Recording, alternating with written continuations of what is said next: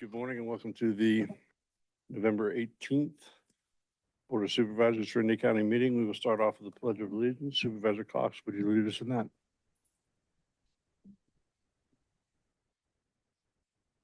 I pledge allegiance to the flag of the United States of America and to the republic for which it stands, one nation, under God, indivisible, with liberty and justice for all.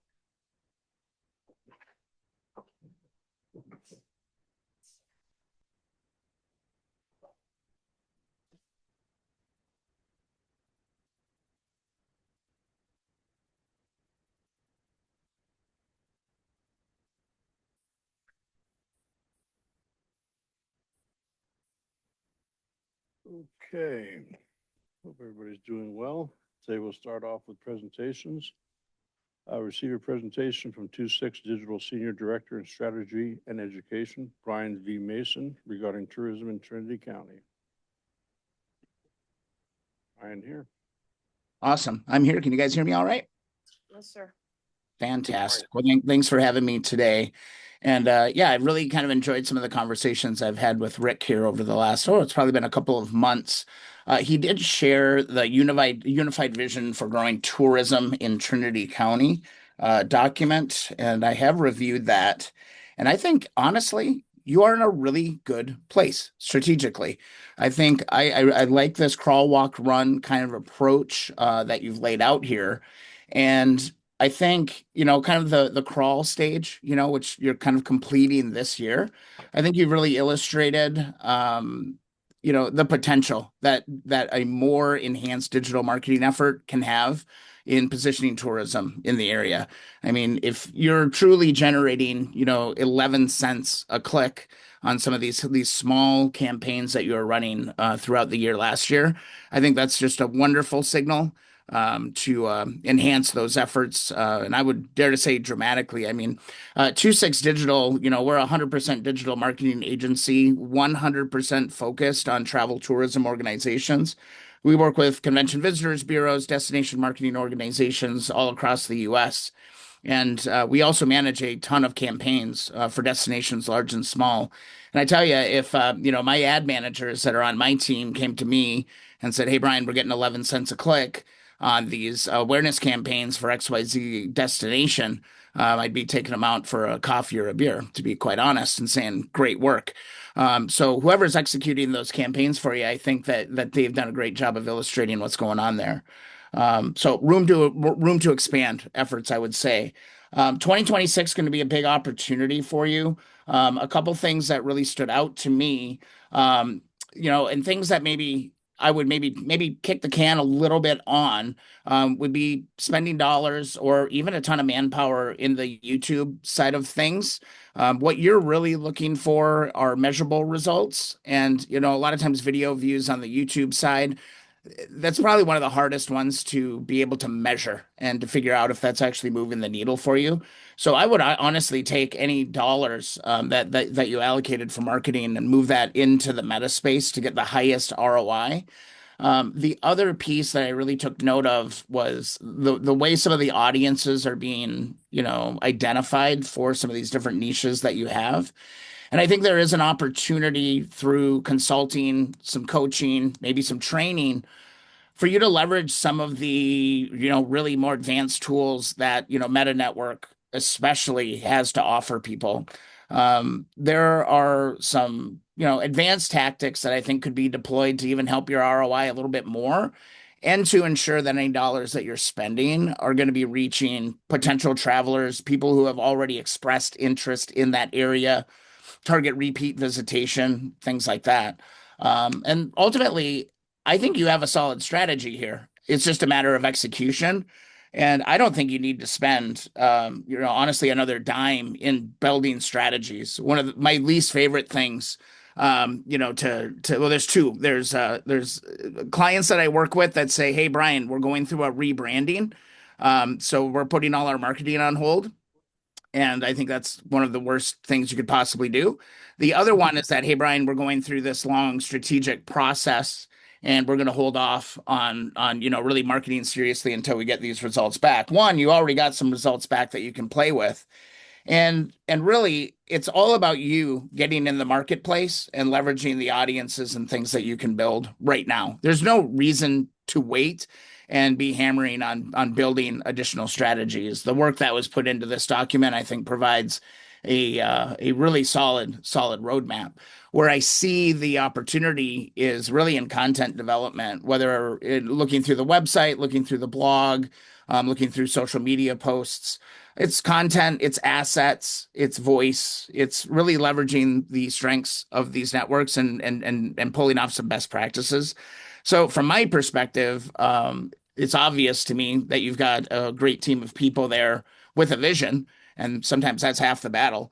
But now maybe it's just time of kind of honing in some of those skills of some of those people and maybe just putting some things on the radar to say, hey, you know what? If we tweak this a little bit, we can probably get some more results. So, for me, I think, a consulting kind of an approach is definitely the way to go here and where I could probably help in the best way possible.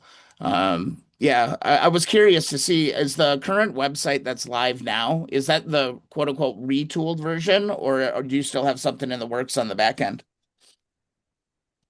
So let me pause for just a second because I think I need to catch others up a little bit. So Sure. what Brian is referring to, so a couple of years ago, we gave a little over $100,000 to the Trinity Chamber, and that was to go hire a professional, develop strategies, all those sorts of things. And I think we kind of know how that went. Wasn't ideal, but they ended up with a local person and then another person that was kind of strategy focused, and then the team of volunteers have been working around them.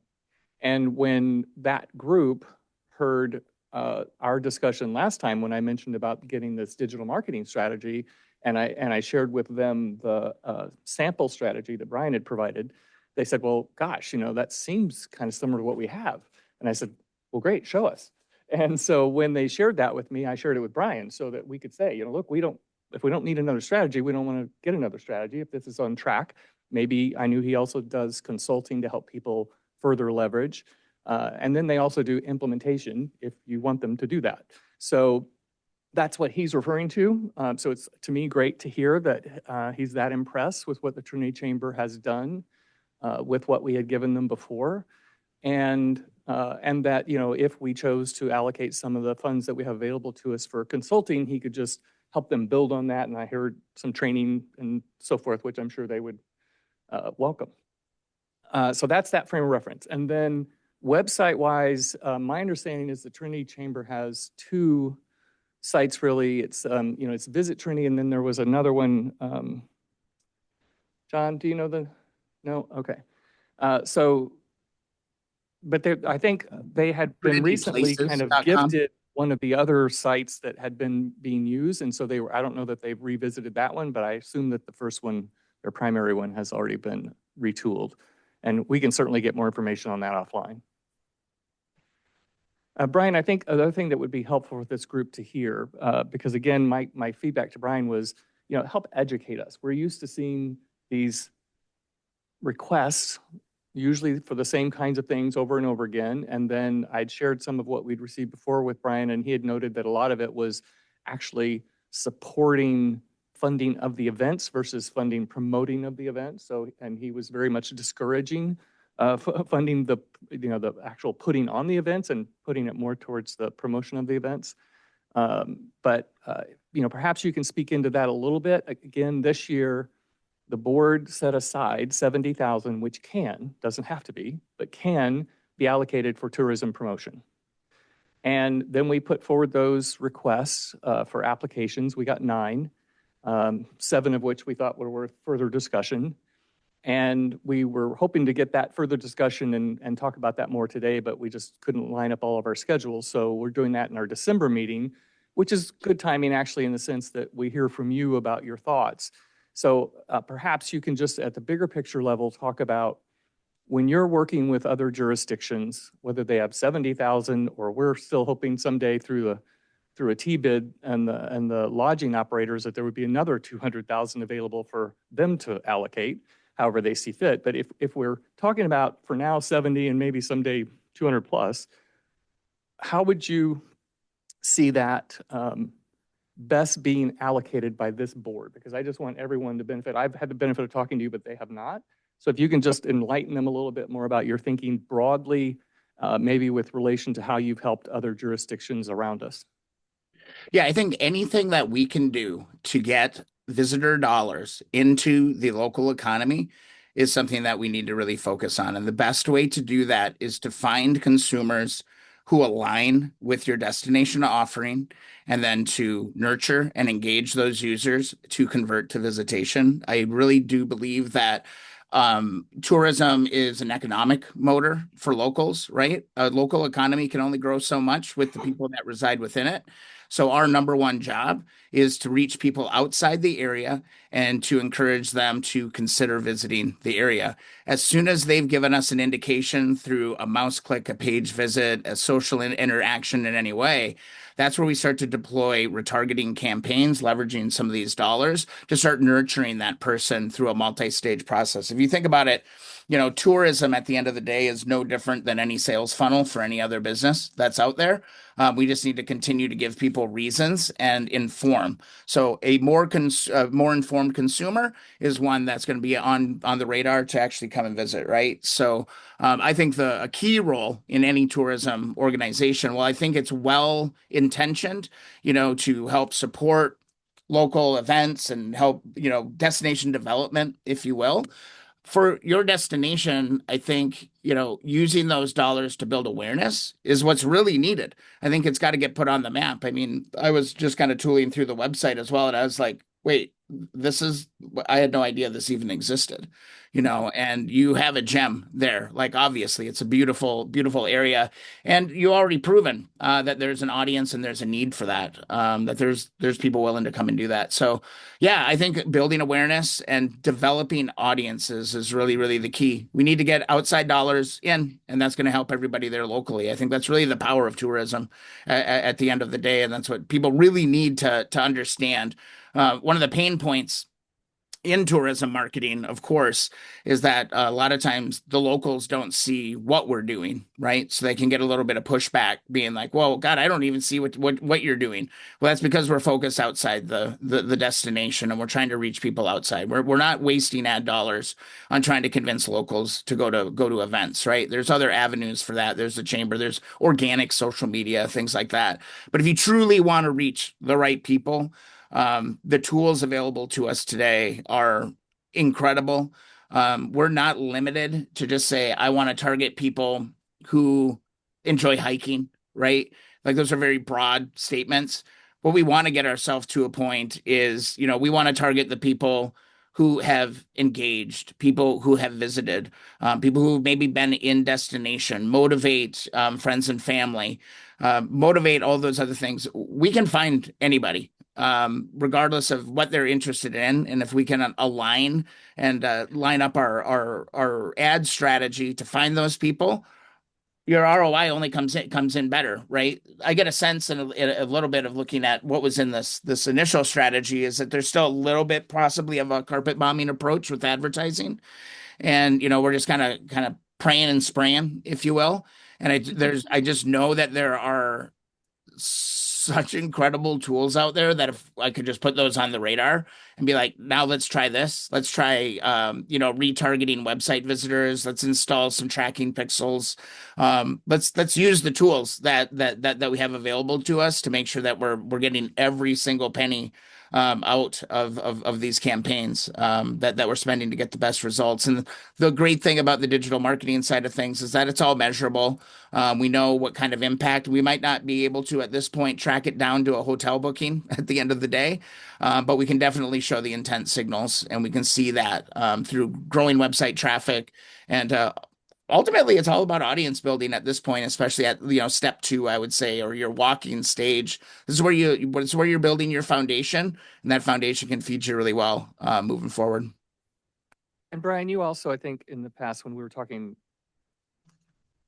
emphasized that going through a single site is much more impactful than spreading out your resources and trying to drive them to several different sites. Did I take that correctly? Well, yeah, I mean the curse of of tourism marketing, it's a blessing and a curse in a way, is that we like to have that center hub of a resource, that DMO site or this tourism website. But ultimately, it is to serve the local businesses and the small businesses in the town. So, yeah, we like to offshoot the traffic to the small businesses off of these tourism assets for sure. But we definitely don't want to have the same assets in the same place because that's going to just create confusion. A centralized effort is definitely more impactful. It's also going to be way more measurable at the end of the day because we can concentrate those efforts. And so as an example, with some of the applications that we have historically received and did this time, we'll get, again, some requests for support our events, but also some requests for support our efforts to market our event. Am I correct in assuming what your advice would be is that we would, ideally, that would be funneled into one cohesive strategy that says, here, out of the total amount that we've been allocated, this is what we're going to do through all these fabulous channels and tracking processes and so forth you've described, emphasize your event and your event and your event and your event as they fit as part of our overall strategy versus just separately awarding funds to individual groups. Yeah, I think having control over these campaigns, there's a huge benefit to that because one, if we're trying to get more people from out of the area to attend these events, what we can do is we can start to leverage the audiences that the central bureau or the tourism organization is building on a year-round basis, right? If you just hand the dollars out locally, to a single organization, unless they're deploying, some of these tools to really build appropriate audiences, we don't really know like what best practices and how those dollars are spent. So typically, I would much rather see, a I don't want to say professional seems like big headed or something, but like a professional agency or somebody who has the training and the skills to leverage these tools to execute those programs. Because otherwise, if you award somebody $500, and they just go and do a $500 boosted post on Meta, well, that 100% is not the most efficient or the smartest way to spend dollars are spent. We actually have quite a bit of experience with this. We run cooperative sponsorships with other destinations where the DMO will say, you know what, we're going to give, $1,200, to promote this event. But the CVB or the destination organization is actually managing those campaigns. That way we see all the data. We're continuing to build our audiences and we can leverage the audiences that we have to reach potential visitors more easily. One of the big problems, with local events, especially, is that their audience is locals and they haven't really reached outside of that destination's umbrella to truly, cultivate some new interest. Ultimately Okay. comes down to skills. So the other thing I'll just throw on top of that is another really valuable piece, that a chamber can offer or a destination organization can offer is small business development in the form of training for digital marketing.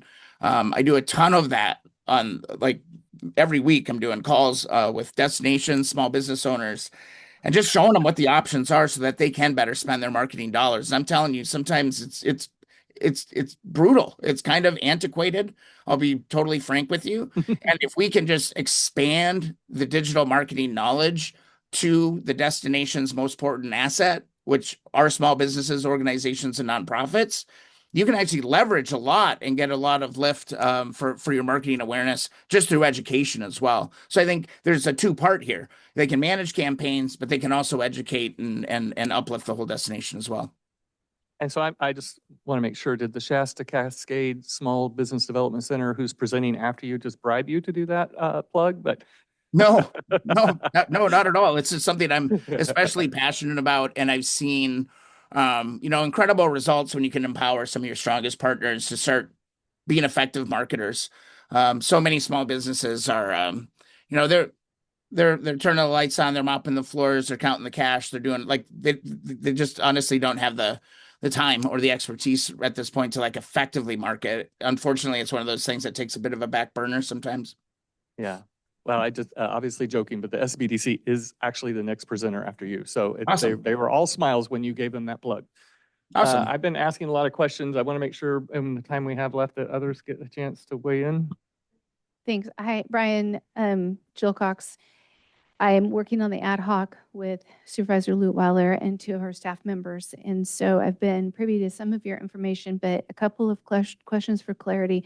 First of all, you're using a couple of acronyms I'm not familiar with. What's a Oh, sorry. TMO? Oh, DMO, Destination Marketing Organization. Thank you. And something sounded like CBD, but that is Oh. a cannabis term and it went by quickly. I'm not sure I got the 3 correct letters. C as in Charlie, V as in Victor, B as in Bravo. CVB is Convention and Visitors Bureau. So the DMO and CVB are interchangeable terms. And yeah, thanks for clarifying those. But yeah, those are usually the tax-funded organizations through lodging tax, etc. Okay, thank you for that. Initially, when Rick reached out and received information from you, we got what I would presume would be kind of an introductory package that you might hand to any organization that reached out to learn what you might offer. Now that you've seen what our folks have put together, and you've mentioned that you were kind of impressed with their crawl, walk, run strategy and the bullet points that they had laid out, would your approach toward us be different and have maybe more of a specialized package that we would consider as we look toward our December recommendation? Yeah, I think, our approach is always just more tactical, right? Strategy is always kind of like the broad umbrella to say, this is our objective, this is our approach. I think getting into the actual tactics of, okay, we want to reach out of state visitors and promote hiking, biking, et cetera, et cetera. That's great. That's a wonderful goal. But you need to assign tactics to those things. So like, as an example, I would be like, look, we're going to develop meta custom audience pixel tracking and build audiences and target people in your top 10 engaged direct market areas.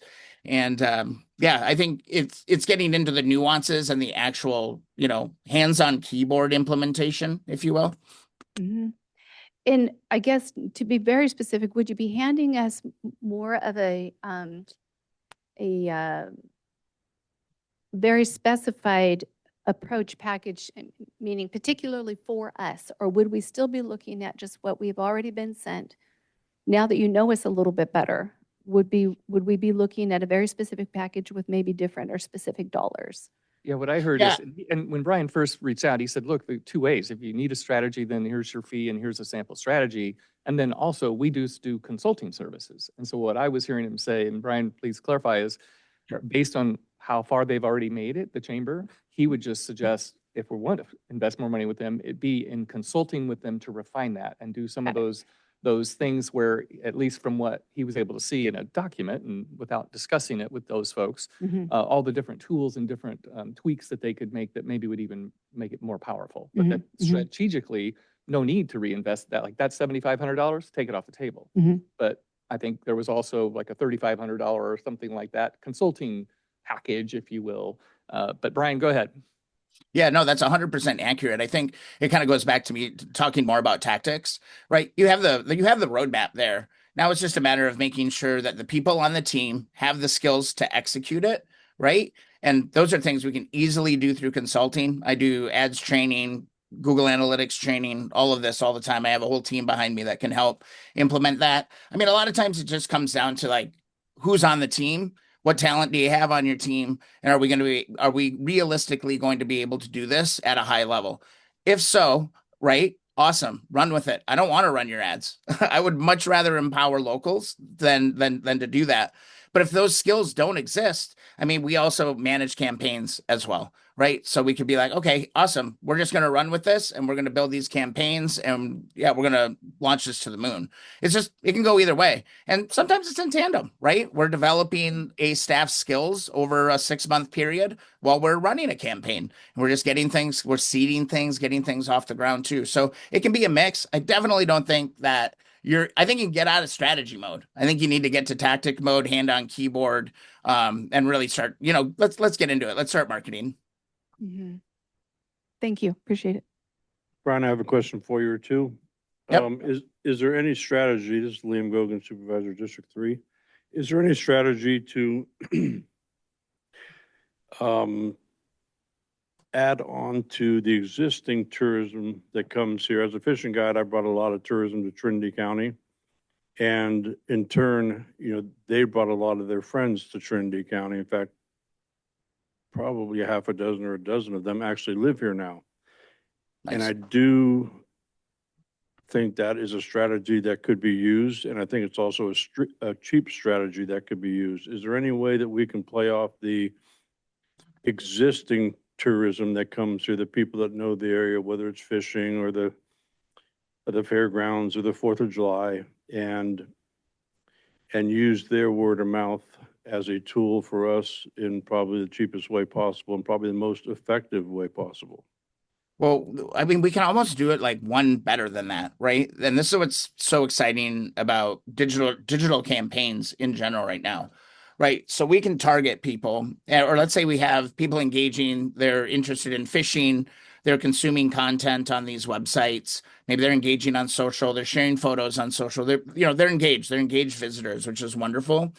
What we can do now is we can actually build what they call our lookalike or act-alike audiences to expand reach to go find more people just like them. So we're using persona data of the people who have visited, who are engaged, who are doing all of those things, but then we use their personas. And I mean, it seems crazy, and but the tools are so good today that we can go and find 2,000 people just like the one visitor that came, right? So they already have a interest. They already are like almost primed to be introduced to your brand. So in a way that those current visitors, they're already influencing your campaigns because their persona data and their actions online build additional audiences. I don't know if that makes sense. I'm in a really markety headspace all the time of like how we can leverage actions online because every click, every photo, every video, every email click is data that comes back that feeds our algorithms to be able to find people just like those people. So it's just a matter of understanding like how powerful that is from a one-to-one, oh, Joe's coming versus now we have 40 Joes coming because we were able to use Joe's information to find more Joes, if that makes sense. It's super Yeah. powerful and fun stuff. So is it possible, and I'll just take today for instance, middle of November, there's probably, 50, 75 tourists on the river right now fishing. Is there any way that we can narrow that focus down to videos of the river that would entice other people that may be just looking here that haven't talked to a friend? Because I know right now friends are talking to friends and that's cheap. But there is a mass group of people that come here for the steelhead fishing from, a couple, 3 weeks ago till March or April that, first of all, have the money to do it. Yep. Are happy to come here, enjoy what they do here, and are successful what they do here. And, if we could target that group, that specific group, which right now is by far our number one tourist driven folks right now, that this steelhead fishing thing is probably the number one tourist recreation in Trinity County at this point, for the next 3 or 4 months. So to hone in on them and to get them to tell their friends or to get other people to see what other people are doing on this river, I think would be very beneficial. And I'd like to know how we could probably do some of that. Yeah, I think 100% because it's the stories that are enticing to people, right? So Yes. we ultimately need to be enablers of these people that are coming in and capturing this content, encouraging them to create the content. For something like steelhead fishing, it would be not a terrible idea to go and find some sort of an influencer to be able to help create some of these stories. This is a very specific niche, and I am all in on niche marketing. I think it's where destinations differentiate themselves. It's where they can compete, where nobody else is competing, and you get better results that way. So I would consider looking for either, bigger influencers online or just local experts, and empowering and enabling them to tell those stories. We take those stories and then we leverage what I was just talking about as far as, look-alike, act-alike audiences, and go and find more people who are already interested and have sent kind of a warning shot up in the air saying, hey, I like steelhead fishing. Well, let's get those stories in front of those people. So yeah, one of the notes I actually made on the strategy, and as I was just going through the blog and the website and things like that, is it's like, man, you need to build up your content war chest. You need videos, you need photos, you need to tell the story. That story is what will ultimately convince people to visit for sure. So I'm almost in 100% alignment with you. I would just say, like, take control of capturing those stories, because it can be really tough to just kind of hope people will. You kind of want to control that narrative a little bit and empower them. And that might be sending a videographer with them. Testimonials are also one of the most powerful forms of content you can get out there as well. When somebody gets off the boat and they've got a stringer full of steelheads, I mean, let's get that excitement in their face and talk to them about the experience and how amazing it is. One of our clients right now is Lake of the Woods, Minnesota, and they're the walleye capital of the world. And ultimately, I'd encourage you to go check out some of the content that they're doing there, because those niches align very well, and they do a very good job of leaning into their differentiator and telling the stories on the water. Okay. Thank you very much. I appreciate that. Yep. Any other questions from folks to understand? I know we've gone pretty detailed in some technical things here, but hopefully everything's kind of clear. Heidi, are you good? Heidi? I'm just encouraged by the concept of working with what we already have and helping our local people develop the skills and tools that can further what's already being done. And sometimes having, folks that are really, really good at this, sounds like this organization is, come stand beside you for a minute. They can show you just a few more extra tools that really take you from one elevation to the next. And I think that is it sounds promising. Yeah. I mean, to me, the biggest good news takeaway is that with the big investment this board made a couple of years ago, we do now have within the county a strategy that a professional organization like this says, good job. And that Absolutely. says, the people that have worked on this to this date obviously know enough about what they're doing to have gotten this far and to make these kind of good results. Let us potentially walk alongside them, as you said, take them to the next level. We don't need to take your money to implement. Let them implement and grow and learn as they do so with our help. And so that to me is all great. I think then what we're left with is we still have to figure out, how do we get to this place where we have, instead of 7, 8, 9, 10, whatever disparate requests for support and funding and so forth, to a more cohesive approach. And I know from talking to the Trinity Chamber, they're still very open to, that the offer has been out there to have board members from all these different organizations on, and to work with them, and maybe even have quarterly meetings so that they can develop that kind of cohesive strategy. So that might be something that, again, as an ad hoc committee, then in our recommendations, and then this board, when we come back, we can be more specific about what we think should be done with that money and what kind of expectations we have going forward, if that money's going to continue to flow. Mm-hmm. So I agree with Heidi. It's good that the local organizations, they're pulling the local organizations into this, and maybe we wean at some point, any outside consulting that we need. But it's wonderful to see. Hopefully, we see all of those organizations kind of help each other, and they have in the past. And I think that's where we're going to get our biggest strengths, is our local people. So. Well, Brian, thank you again. I know you charge a fee for all this wonderful strategy and consulting services, so we appreciate this primer that helps us better understand how we might work with you in the future, and it's been very helpful. Mm-hmm. Yeah, no, my pleasure. Glad to be here. I mean, our passion here at 2-6 is really education and the rising tides lifts all boats kinds of things.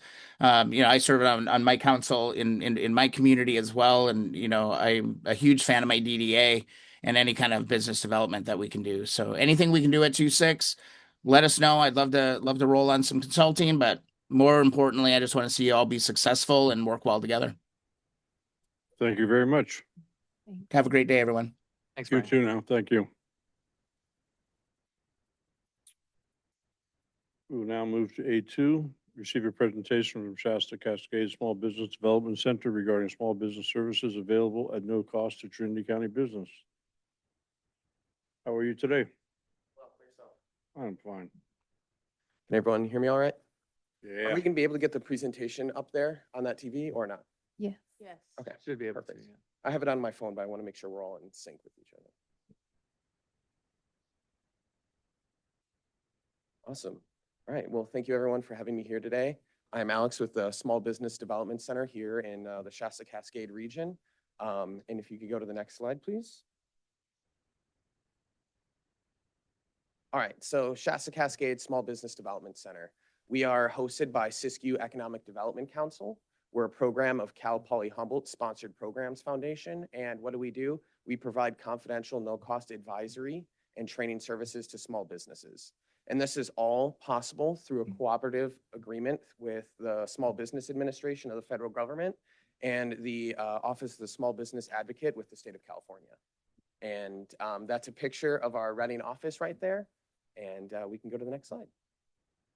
And this is a disclaimer that we're required to have in every presentation and training that we do. I'm not going to read it, but if anyone is interested, it is there for you to read. You can go to the next slide. Yeah, that'd be great.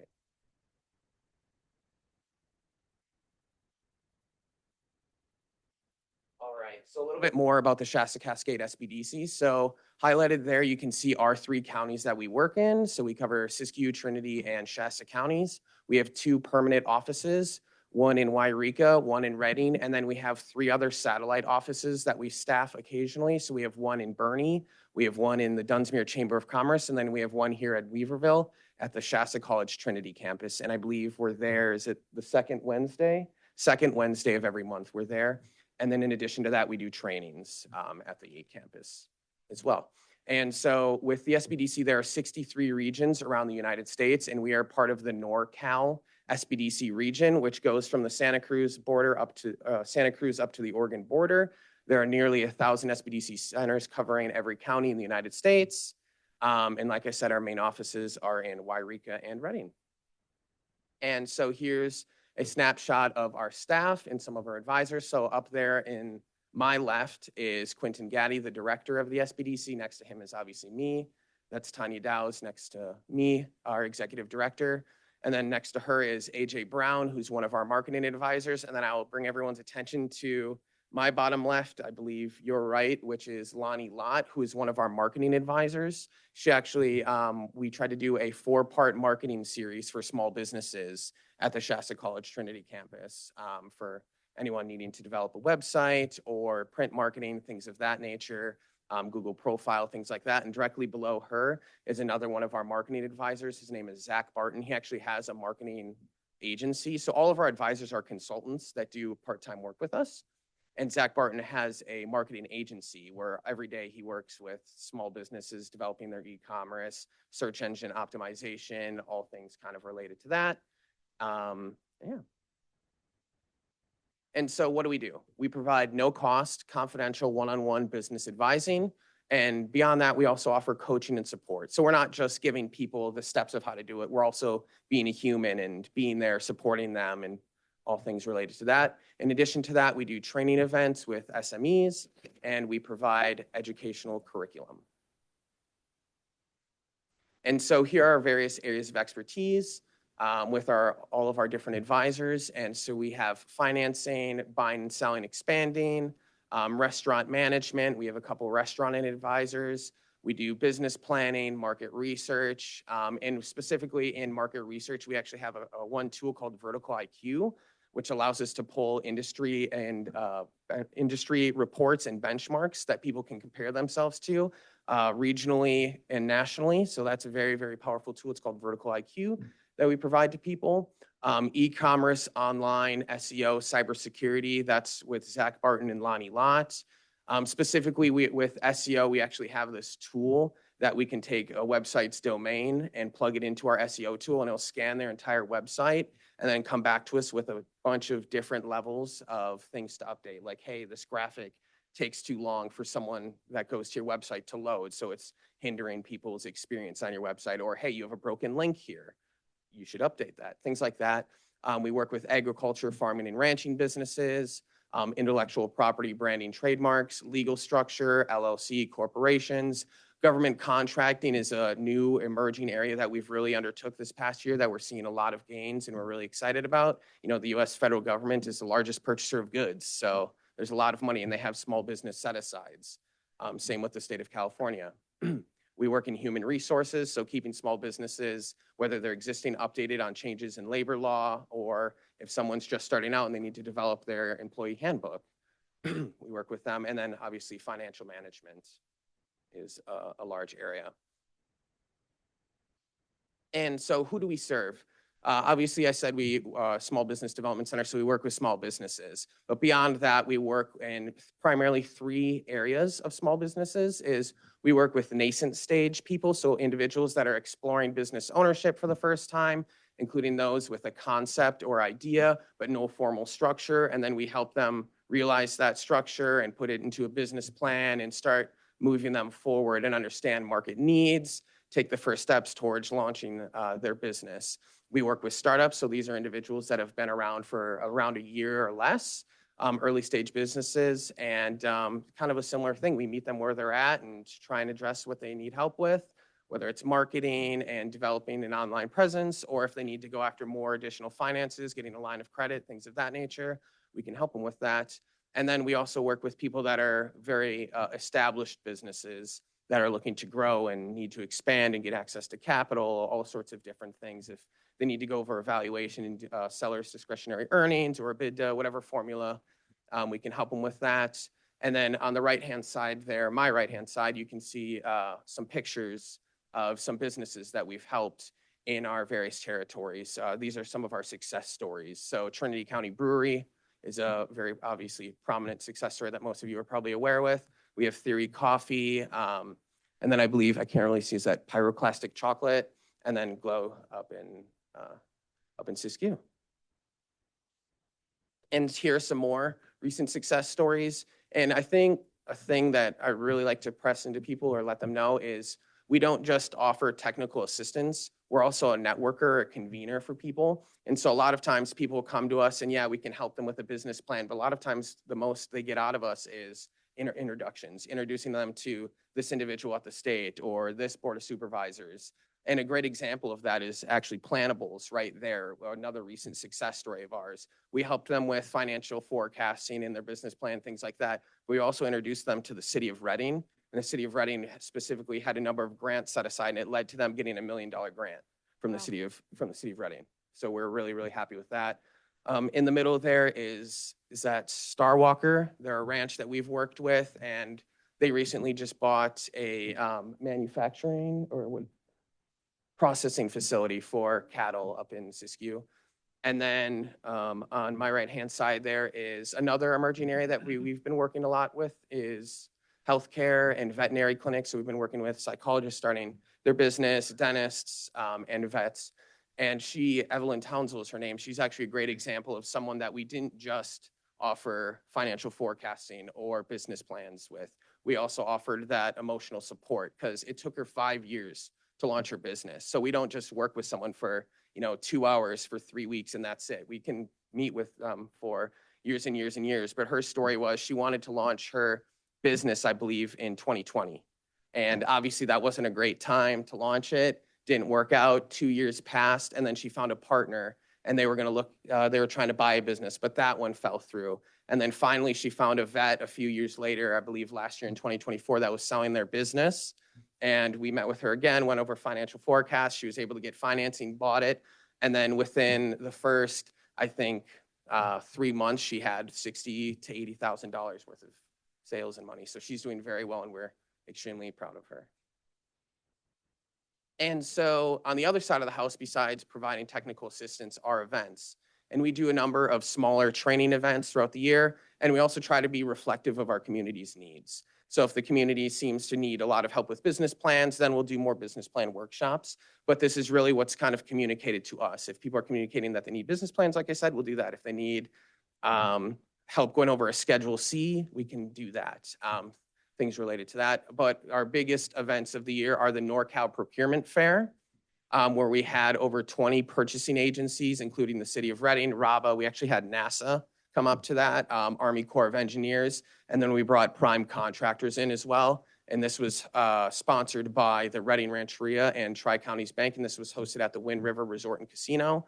And the whole genesis of this idea is small businesses in our territory typically have to go that work in government contracting space. If they want to talk to purchasing officers or go to events like this, they have to go to the Bay Area or they have to go to Sacramento. So we're like, we should try and do this up here to bring it more locally and give our small businesses a better shot at getting those small business set-asides that all these government agencies have. And so that's actually led to some wins locally that we're really happy with. But as it says up there, we had over 90 businesses show up with over 100 attendees. And yeah, it was a really great event and we're really happy for it. And we're going to be doing another one next year. And then the other major event that we do here that's relevant to this board is the Trinity Capital Summit. And we just did that about maybe a month ago or so. And we actually did that at the brewery. And that was a great place to do it, a lively environment.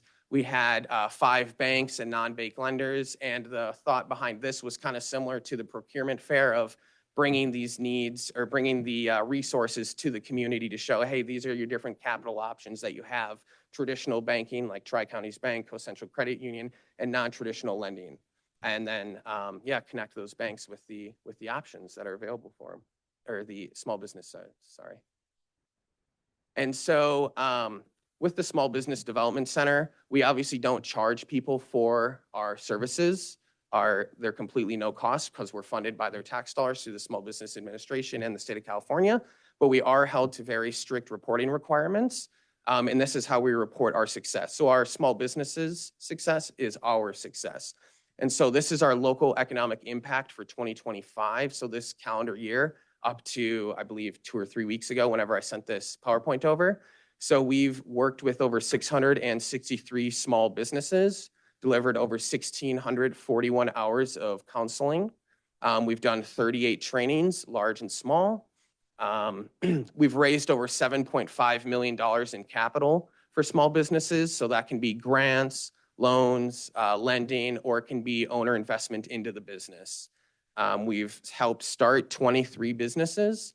We've increased sales by 7.5 million, and we've helped create 93 jobs.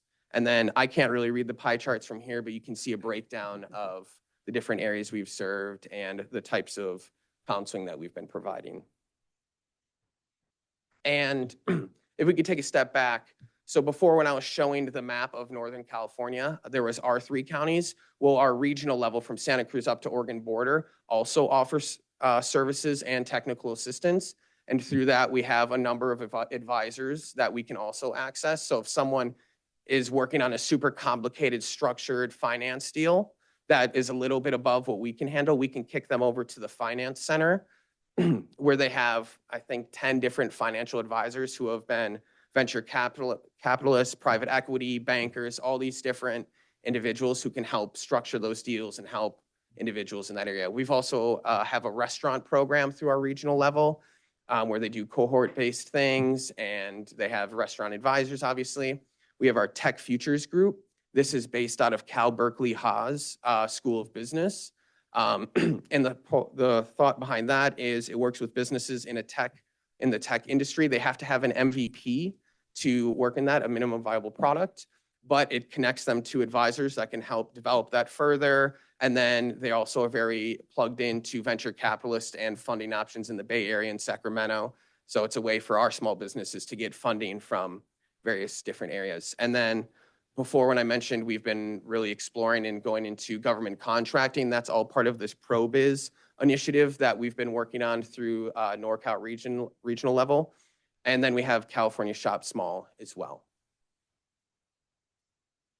And then I'll hand it over to my coworker, Leah Groves, to talk about Siskiyou Farm Co. Good morning, Leah. Morning. So under one of our other programs under the EDC, we also host a program called Siskiyou Farm Co. So it's in conjunction with the SBDC, but our main area is working with agriculture related businesses. So we can help any farmer, rancher, veg crop producer, any value added products. So we do a variety of different areas supporting the agriculture businesses. So a little bit different than under the SBDC, but we're also able to have other experts in the agriculture industry that we hire out. So it's kind of similar when we do some of our advising. They're not necessarily on the same SBDC, but we're able to access people from the industry. So a major area of focus we're working on is in succession planning for farmers and ranchers.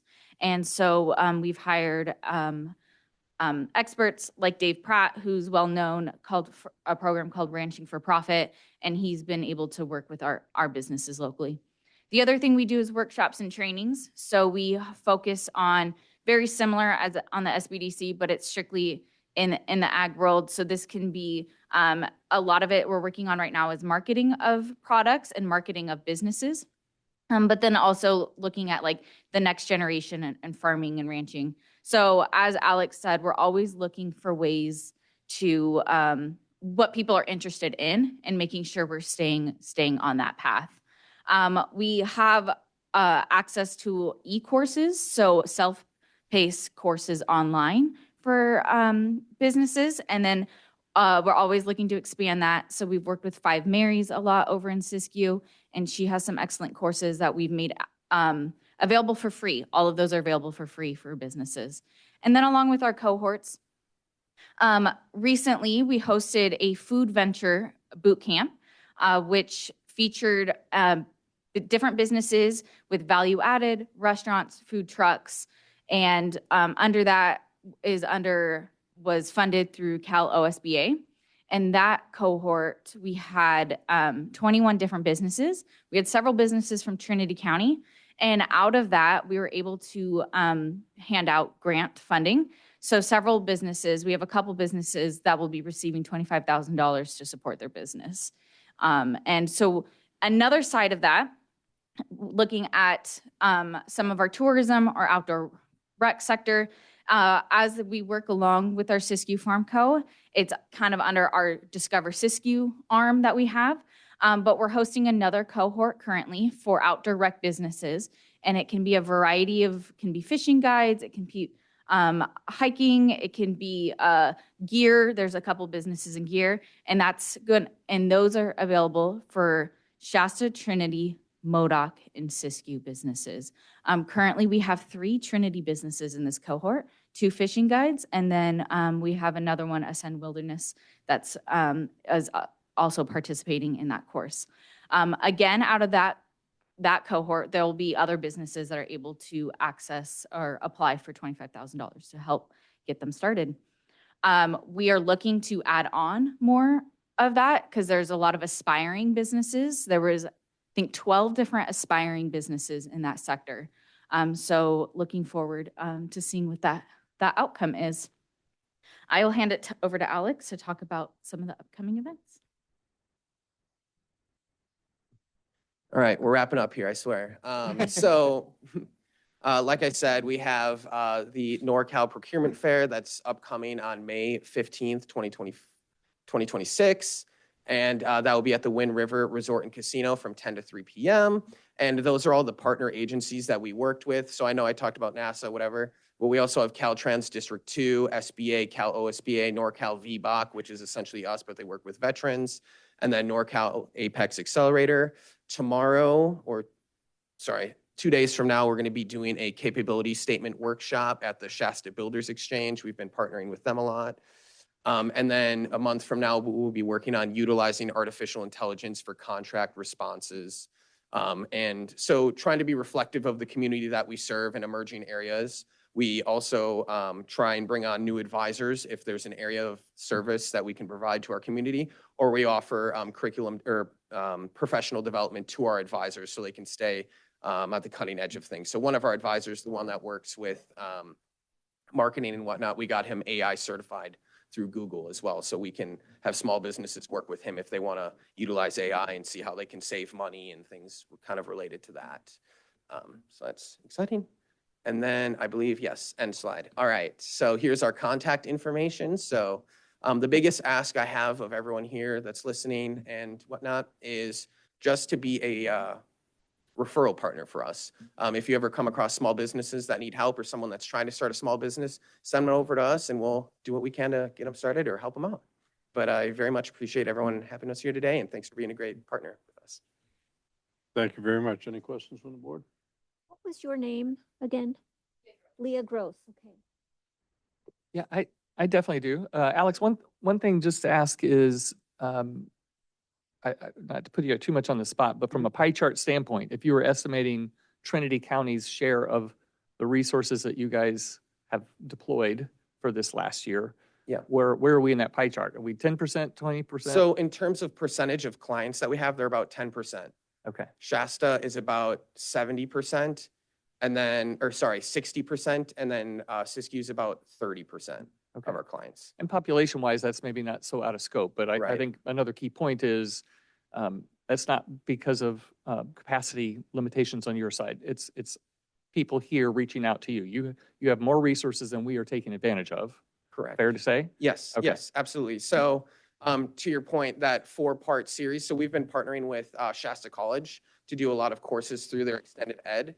And this past cycle, we delivered through Shasta College, they sent over 80,000 flyers to Shasta County and Trinity County for their catalog of courses. And in there, we had 4-part series on marketing that I was talking about with Lonnie Lott. And we were doing it here at Shasta College Trinity campus, and we didn't have anyone sign up. So we're still trying to offer these services and deliver to the community, but obviously we need people to go to these events. So if you see anything like that, like our Facebook posts or the catalog, if you could just send that out, spread the word, that'd be great. But yeah, exactly to your point, we have more resources then. Okay. Well, and I will make a specific offer. If you have something going on like that here, please reach out to me. You may already, and I'm just missing it, but I will actively promote and get through to the chambers and some of the others because it's definitely a need. And we even heard it from the previous speaker, as you noted. The other is just to clarify, again, my understanding based on the current federal state with cannabis is those folks, and we have over 350 active cultivator licenses, cannot participate from a cultivation standpoint. If they happen to also have a business where they sell vegetables, yes. But from a cannabis standpoint, they can't take advantage of this. That is correct. Since we're funded by the federal government, we have to adhere to all of their guidelines and rules. And if things are federally illegal, then we cannot work in those businesses, which includes cannabis. But that's just for the SBDC program because we're specifically funded Right. by the SBA. We're FarmCo. I'm not sure. They have more flexibility. So that's where we'd throw them over to, is working with the Siskiyou FarmCo team. Okay. And there's a somewhat recent effort focused on canna-tourism. Where would that fall in what you can and cannot support? Because it's tourism, but it's also focused on cannabis. Yeah, I'm not sure on that. I would defer to her or. I would say a little bit on the tourism arm, they're always willing to support in those businesses. And I know they've worked with the same consultants that Hayfort Chamber has worked with. Okay. So they've had some discussions, but the tourism arm would always be willing to support in any tourism section of business. Okay, thank you. Member of 13 is online. Pardon me? Member of 13, I believe, is raising Oh, their hand. oh, okay, all right. They have The director. Hey, hi, this is Quentin Gaddy. I'm the director of the SBDC. Sorry, I could not make it this morning, had another meeting. But I just wanted to chime in and say, unfortunately, if anything touches cannabis, because we are federally funded, we can't touch it, like even tangentially. So until that gets reclassified at the federal level, we just have restrictions. So I just want to be very, very clear on that restriction. Okay, thank you. Yeah, and I don't say it to be a downer. I just want it to be clear because that's, that is, we don't have 350 of a lot of types of businesses here in Trinity County. And I know those folks could benefit from this kind of support. Mhm. So if we could just find a different source of funding for you to work with, that would be great. But okay, thank you. Yeah, thank That's you. my questions. I would like to. Please go ahead. A couple points. I do have a quick question. Do you guys work in addition to for-profit businesses, do you work with nonprofit organizations as well in terms of helping them set up their paperwork and launching their efforts? We do not work with nonprofits. That goes back to our SBA guidelines. We Okay. can only work with for-profit businesses Okay. through the Small Business Development Center. Okay, great. And then I do want to say, I've had the pleasure of working with you guys a little bit. I'm one of those people that you call periodically and say, hey, were you going to finish that? Um, but I just want to say that in every encounter that I have had with your office for my personal businesses, it's been amazing, highly professional, very, very supportive, just an enormous array of knowledge, information, and ability to provide and connect people to what they're looking for. And so I personally can say you're doing a good job, and I appreciate that. And as Supervisor Lutweiler mentioned, we really need to get our folks participating in these opportunities and moving some of these ideas that we have in our county forward. So thank you all for the work that you do. Supervisor Brownfield, did you have something? No, I just Thank you very much. love it. Thank you. Thank you. We appreciate it. Thank you.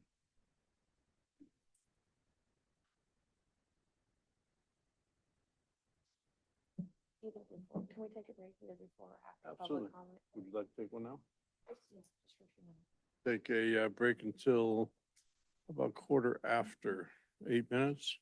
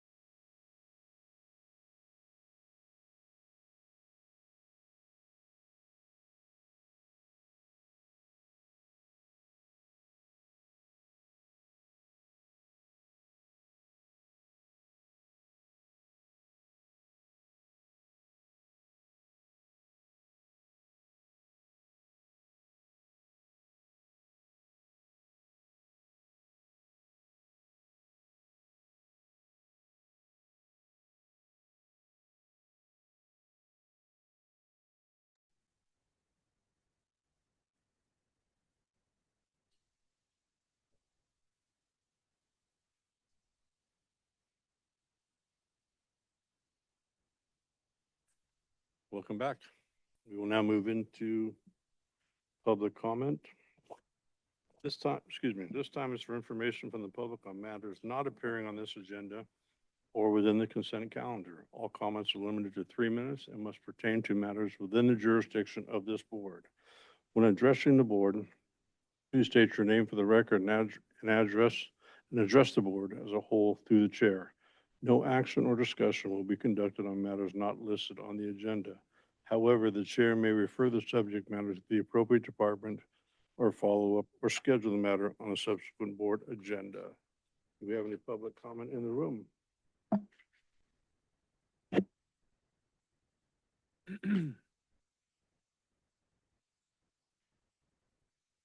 Good morning, Chair, Supervisors, Lisa Wright Lewiston.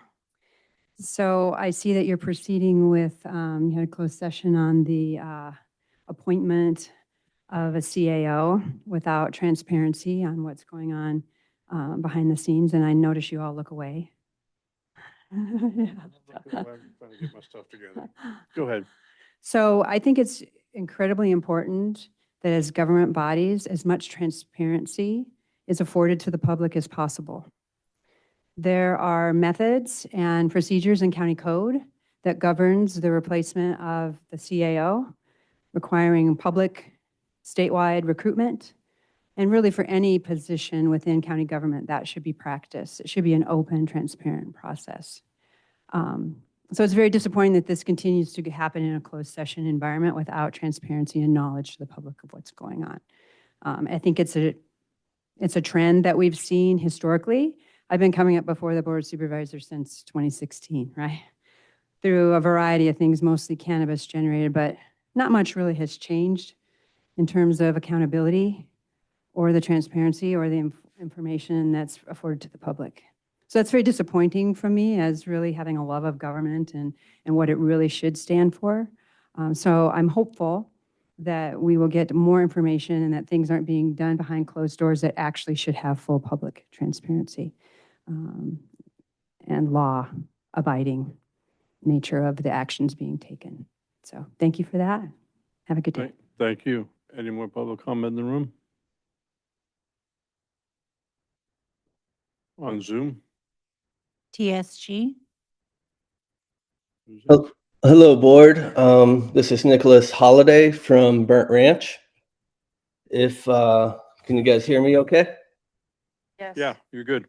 Okay. I would like to speak to putting the cannabis tax on the agenda for sometime soon. If you're familiar with me, you know that I have a large farm in the Burnt Ranch area. I've been working towards building this legitimate business since the beginning of the licensing, and I go back as far as 30 years of growing cannabis. This tax is detrimental to every one of us small farmers, even us so-called bigger farmers like myself. The fact of the matter, though, is that this tax is easily able to go around. And people such as myself who are trying to build legitimate businesses, trying to do the right thing, are being penalized. It's just rewarding bad behavior by people sneaking their product off the books and running it through the black market. I have no want or need to be in the black market. After 30 years of growing cannabis, I'm looking to legitimatize and have a proper business. When this tax penalizes me to do so and penalizes me on the tiered level, that the better I do, the more I am taxed. I'm not sure when that ever has happened in bulk pricing history ever. I would like to say that my yearly bill for this taxes is more than a full-time employee for me.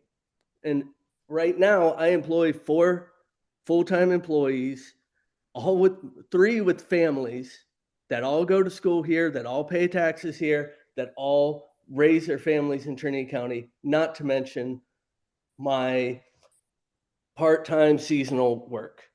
This tax is just predatory, and it needs to be addressed so that we can survive. If you want 350 small businesses in this county, you guys need to address this. And I guess that's about it. Thank you very much for hearing me out. I appreciate it. Thank you very much. Any more comment on Zoom? Ben Kellogg. Good morning, Chair, Board, and staff. Last meeting, I came to you all asking for the county's help in helping our food bank. I have heard nothing. There's nothing been put on the calendar. I would have hoped that the board would have at least put something on the calendar, reached out to me saying, hey, yes, we are looking into it. No, we aren't looking into it. Even though SNAP has been reinstated, and I'm not going to make this political, this is just fact that the Secretary of Agriculture has come out in the last week stating that they are removing every single person that is on the rolls of SNAP and going to make them redo the whole entire process. We heard 4 days ago that CMS, the rates, deductibles for Medicare is going up 10% in 2026. We are a county of seniors. We are a county of, unfortunately, being the poorest county in California. Our food bank, our people need help. And it's sad. It really is. The food bank stated that they weren't going to send out turkeys again this year. So we the people are going to have to band together and figure it out for ourselves, unfortunately. But if there's any way for the county to look into giving money to our food bank like every other county does in California and across the country, that would be a wonderful thing. Thank you. Thank you very much. Any other comment on Zoom? Liza.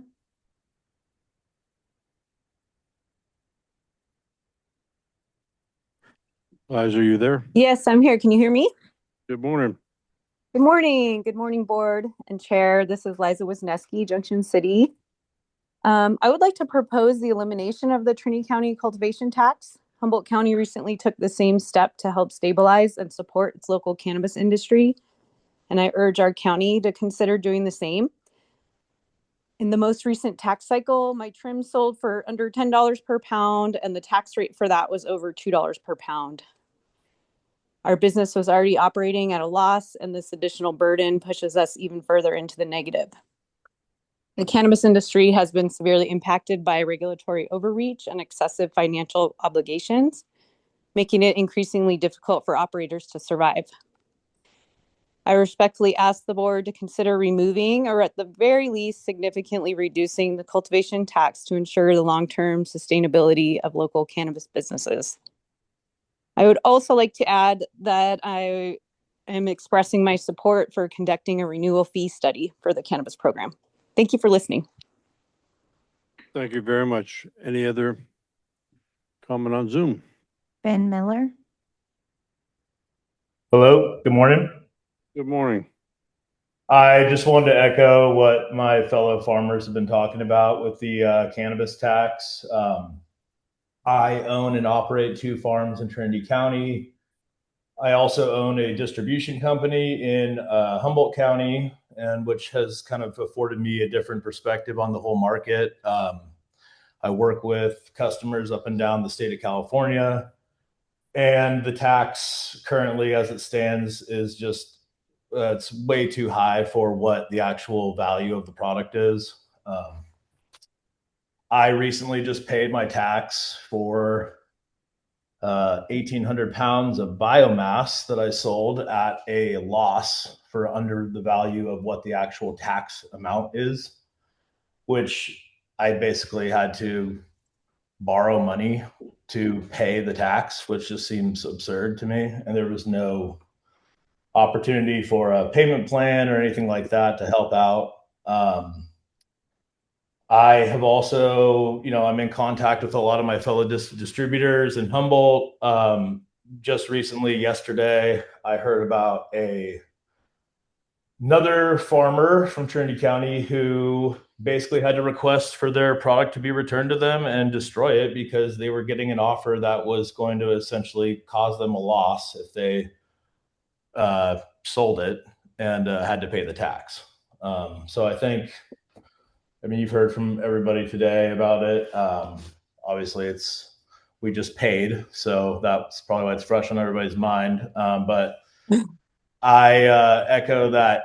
This is going to be the detriment of the entire program in Trinity County if you guys don't do something about it, and especially in light of talking about economic growth and tourism growth in the county. It seems kind of silly and counterproductive to be tanking probably one of the most viable industries in the entire county.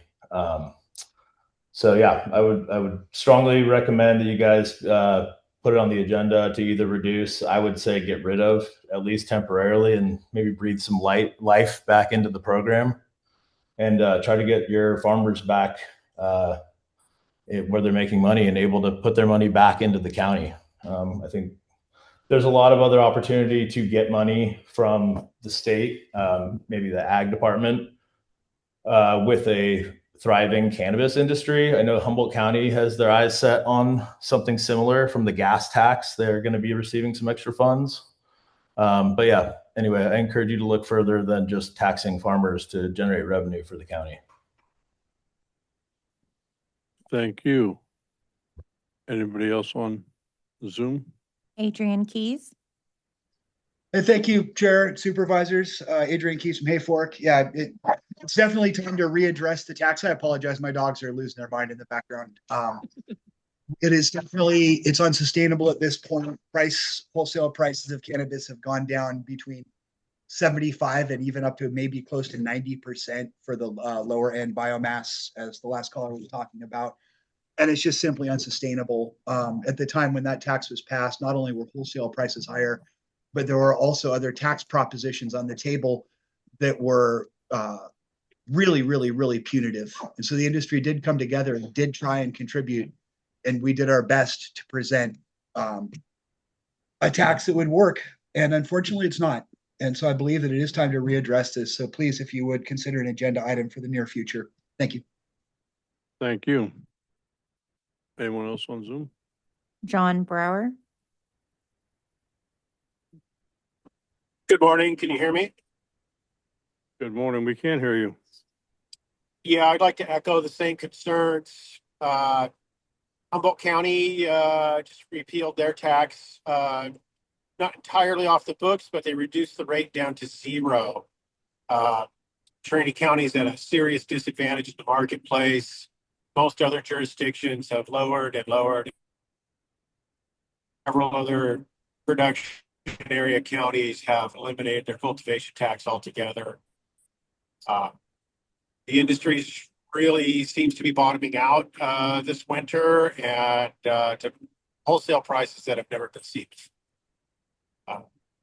The current tax structure can be reduced or repealed easily by the Board of Supervisors, and I think at least a temporary reduction for the next couple of years seems like the logical choice. I know several licensed distributors have been returning thousands of pounds of product to Trinity County over the last few months, especially trim and small buds. But now we're seeing the same thing even with flower. So, it's something that needs to be addressed here quickly if we're going to try to save remaining small businesses. Thanks. Thank you very much. Any other comment? I show no other raised hands. Thank you very much. Go ahead, friend.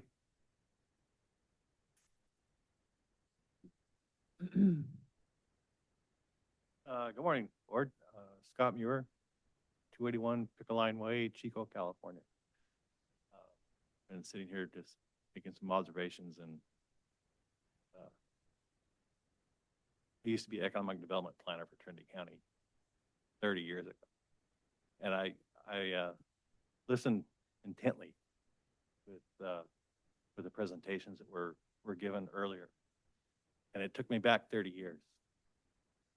The players are the same.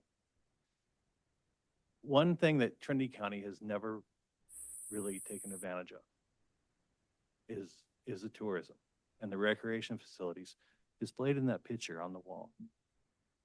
Our neighbor, your neighbor across the street, U.S. Forest Service, operates 30 campgrounds around the lake and numerous other ones that BLM also manages around Lewiston Lake. Forest Service has a couple on Lewiston as well. The Tahoe National Forest leases campgrounds to incorporated cities. I actually stayed at one that was called Camp Concord, just around the corner of Mineral Bay. I think Trinity County needs to approach the neighbors across the street who can't even cut their grass anymore or even water the lawn about turning the campgrounds, the recreation facilities in Trinity County over to the county to manage. I actually spoke with a former supervisor about this a couple weeks ago over lunch.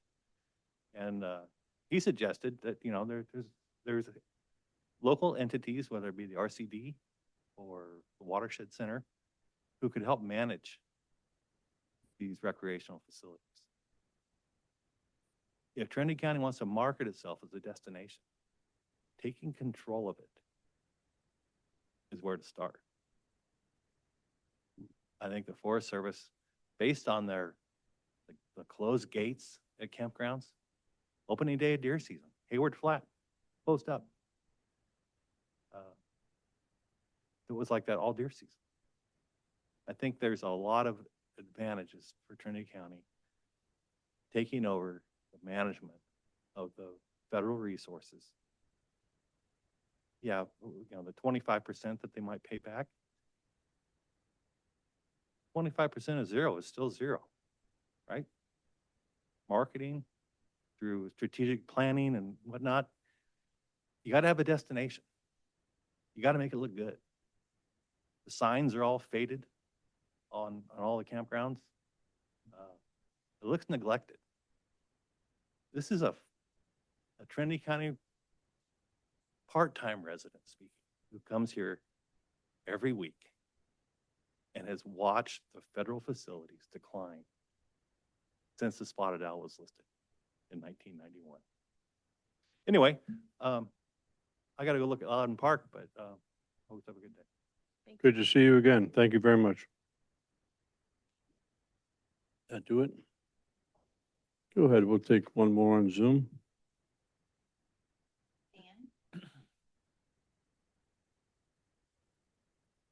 Dan, are you there? Yeah, I'm here. Can you hear me? We can. Thank you. Good morning, Chair, members of the board, Dan Trujillo, Weaverville. I'm speaking today regarding the board's ongoing process to appoint a new county administrative officer. Under County Code 2.08020, the CAO is the Chief Administrative Officer responsible for supervising department operations, budget, administration, and implementation of board policy. Because this role carries significant authority over county governance, its appointment is not a routine personal matter. The public has direct interest in understanding how the candidates are evaluated and how priorities are being set, and how our leadership will shape the future of the county operations. The Brown Act requires that deliberations and decisions of this magnitude occur transparently. And while the Act allows closed sessions for limited personal matters under Government Code 54957, it does not permit the board to conduct the entire appointment process behind closed doors. And selecting, negotiating, and approving the contract of an unrepresented department head like the CAO requires public notice, public deliberation, and public input. The county's own governance rules require the board to report out any action taken in closed session involving appointment of employment of an employee. And to date, the publicly posted agendas and the report outs have not provided the level of transparency required for such a consequential leadership decision. So I'm respectfully urging the board to shift the CAO hiring process into open sessions for deliberation and final action. And at minimal, finalists should be publicly interviewed and the community should be allowed to comment, and any appointment or contract approval should be made open to the public. As well, if it's going to be in closed session, the report outs, and I know this has been mentioned before, the report outs could be more detailed and provide more transparency. Transparency is not a procedural obstacle. It's essential to maintaining public trust in our county government. Thank you, board. Thank you very much. Any other public comment on Zoom? I show no other raised hands. Okay. Well, thank everybody for their comments. We will move into reports and announcements. CEO Tuthill. Oh, department heads first. Any online?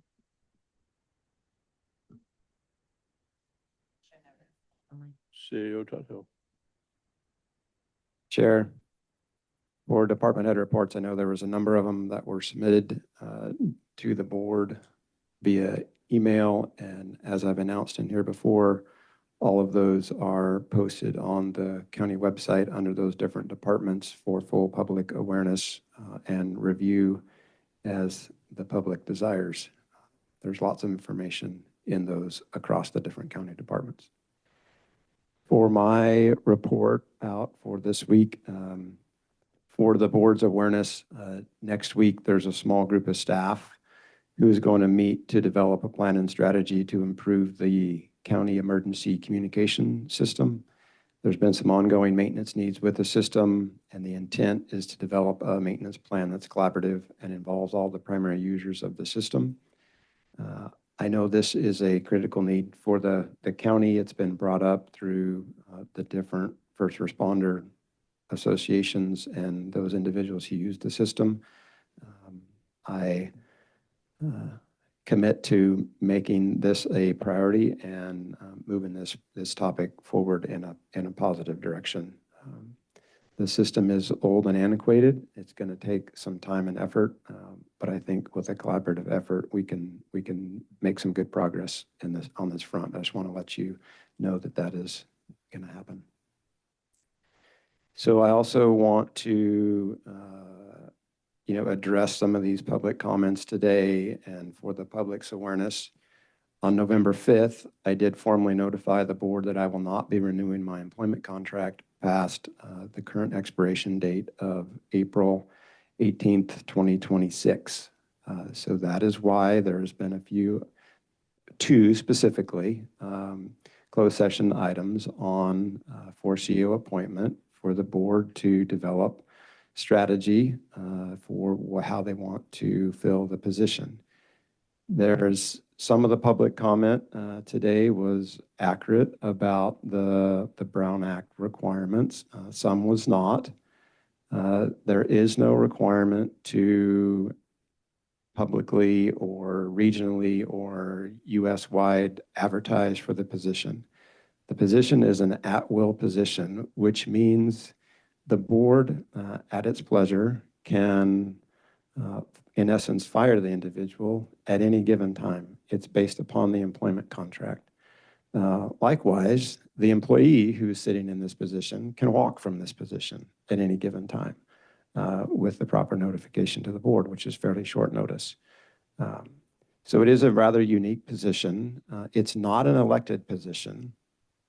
And I think some people have got confused because we've had the clerk, recorder, assessor, register of voters position on a number of closed sessions, and that is an elected position. That position is being vacated prior to that full elected term being served.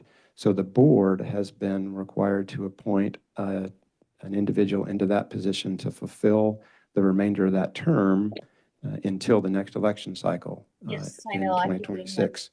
oh yeah, payroll starting. So Oh yeah, I have a bunch of stuff I need to do before payroll. And I was like, but I don't want to get to payroll until I finish just mute. my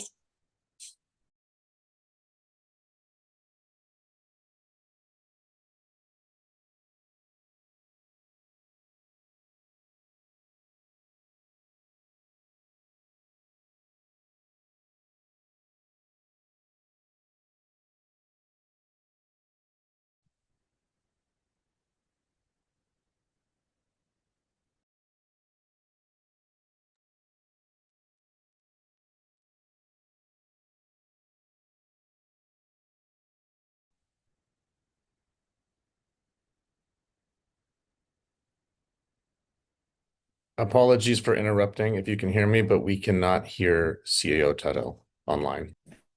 Have you been able to hear any of his presentation? We were able to hear up until there was that interference. okay, can you hear me now, Justin? Yes, thank you. Okay, we just had to mute everybody and mute the system because of whoever had an open mic. So I was just finishing up by saying that, you know, I'm happy to address any questions that anybody may have about, you know, my decision not to extend my employment contract. But it is the board's pleasure at this point as far as how they will appoint the next CAO. There are some very specific rules associated with that, and County Council has been guiding them through that, and we are following every bit of the Brown Act to the T, and there has been no Brown Act violations. I can assure you of that. Thank you. Thank you. Anything else, CEO Tuttle? Not at this point of the meeting, no. Thank you.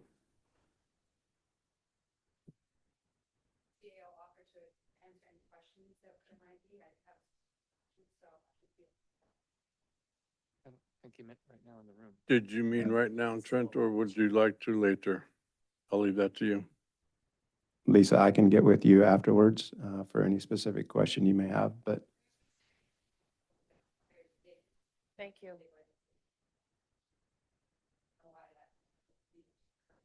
because this position is different, that's why. No, we're not. No, we're not doing anything crazy. And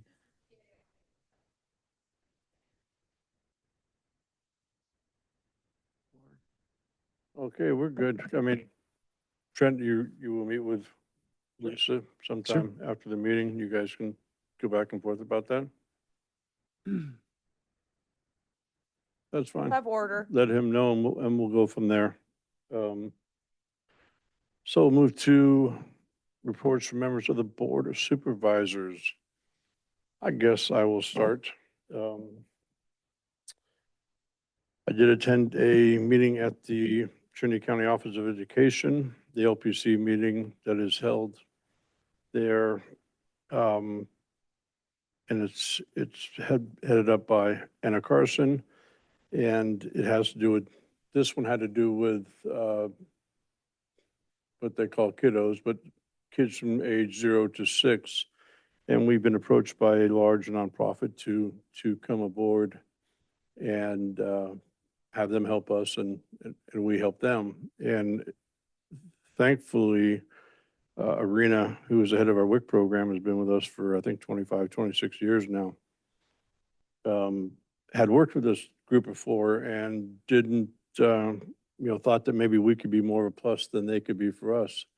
So it was nice to see Trinity County in a way, put the coal to their feet instead of them put the coal to our feet. I think we'll come with a mutual agreement on something there, but, I give Arena and her staff a lot of credit for being on the ball there and really having some historical knowledge here to let us know that maybe in the past that they didn't hold up to their end of the bargain, and we would like them to do that before we jump in fully with them, and was proud of her for bringing that up. Also want to just mention something, the Dolly Parton Book Foundation, we did get to our 1,000 books, as I mentioned a couple weeks back, and we are going through the application program. The wording was a little bit off, And we think that we were getting some books returned to sender. So I know that the Hayfork Library is working with the Dolly Parton Foundation to correct that, and hopefully we can get more books to actually find the home that they belong to. Also had a town hall meeting last week. Main in Hayfork, main subject was obviously the compound behind the school there, which is growing by the day, which is also my number one priority as we go to address these homeless encampments. And they're very worried there because of the school and the growing of it, the creek. So, I would just like to say that I would like Trinity County to put all efforts possible into doing what they can to eliminate that when they can. I was also at a Hmong celebration on Saturday, which was their 50th anniversary. The attendance was unbelievable. I think there was probably more people at this celebration than there was at the fair. It was probably 300 people there. There was 3 supervisors, myself, Supervisor Cox, and Supervisor Brownfield were there. Great celebration, goes on for a day and a half. I didn't spend that much time there, but it was good to see them get together and have their traditional New Year's. And that is about it. And we'll go with Supervisor Cox.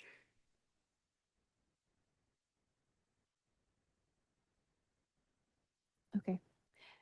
Regarding RCRC, there was this is a grant application update. You will recall that in response to SB 156, there were FFA dollars distributed through the CPUC oversight by a grant application and award process specifically for last mile broadband infrastructure projects, and that the Golden State Connect Authority submitted an application for a $29 million broadband deployment project for Trinity County.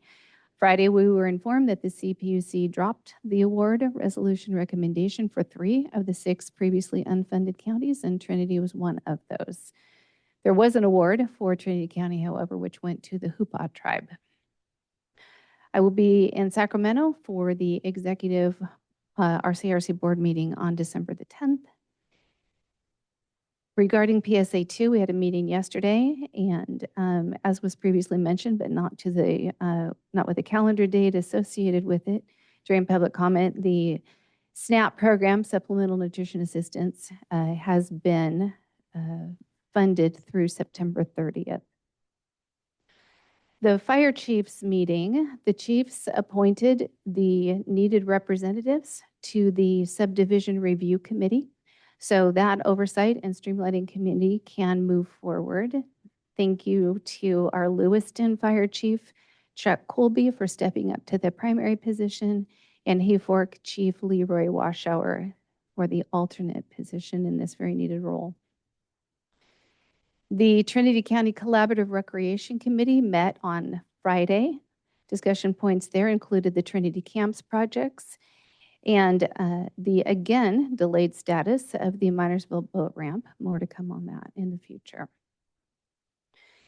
I was at the TPUD meeting on Thursday, and while the PUD is a special district with no county oversight, it is my goal to attend their monthly meetings as often as possible, as they are a critical component of our community. It's easy to become accustomed to the affordable power rates that we all enjoy, and important, I think, to be reminded of the hard work that their general manager, staff, and board of directors do on our behalf.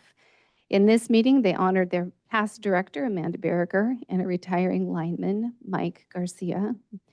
It was heartwarming to hear Mike reflect in his parting comments on the very special organization that our PUD is and how that dynamic is created from the top down.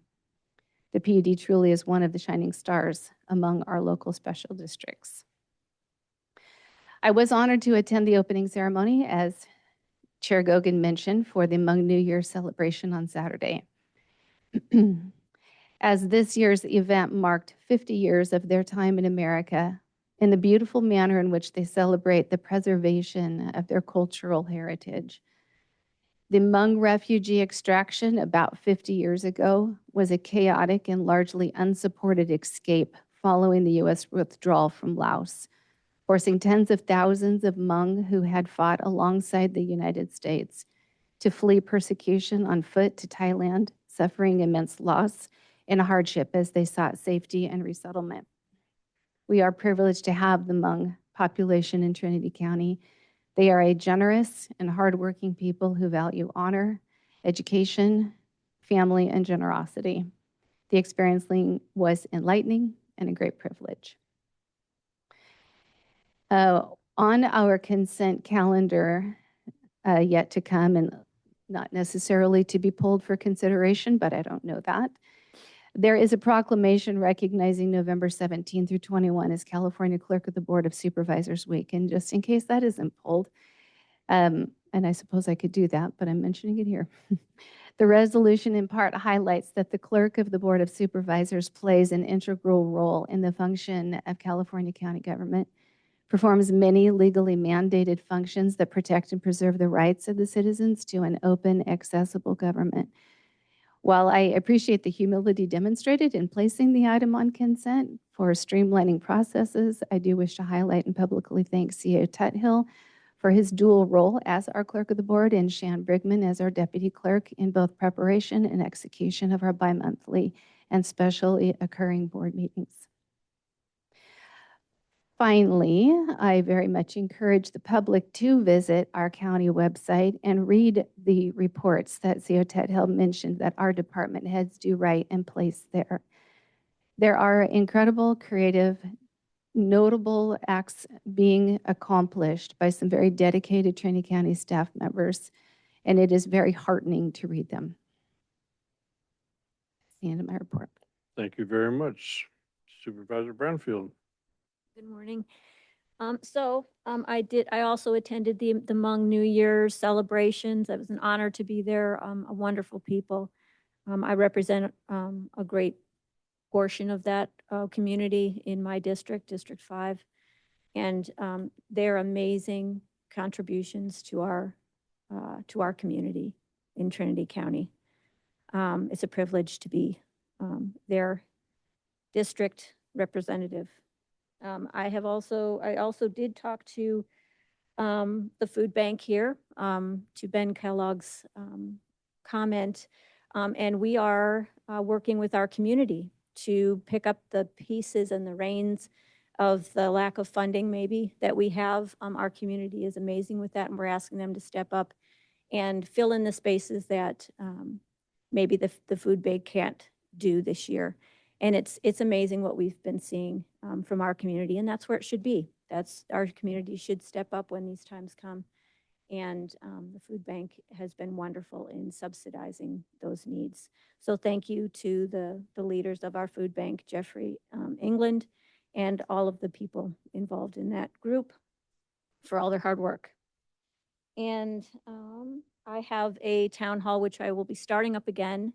The first one will be on January 9th on Friday, 5 o'clock at the community center in Mad River, across from the Southern School. It will be a catch up on everything that I've done this year and learned this year, and what I've accomplished as the representative. And we will continue those every other month throughout the year.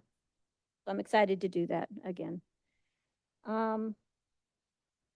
I have no out-of-state travel, and I did attend a Post Mountain PUD meeting, and they are moving forward on getting their utilities district together and their board on task. Really proud of the work that they're doing out there in Post Mountain. So we'll see that succeed, I'm sure. And that's it. Thank you very much. Thank you. Supervisor Lutweiler. Yes, I had mentioned a number of times here, but we finally did have the Redwood Region Economic Summit in Lakeport, California. Speakers included Senator McGuire, Senior Vice President of Marketing for Visit California, Dr. Robert Eiler, and more. And as I had shared, I hosted a panel focused on Canna tourism, which was actually something that was mentioned by each of those speakers. in their presentation. So it was interesting. We were towards the end, but we were teed up along the way. And overall, it was a great event. There was a lot of opportunity for Trinity to be included, even though we're not directly in some of the regional carve-outs that they have there.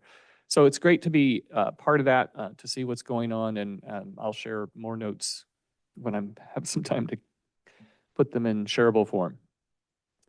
I've mentioned before here about a Trinity Trails survey. So we've worked with Alec Domka of UC Cooperative Extension, and after lots of iterations, we have finally completed what that survey will look like.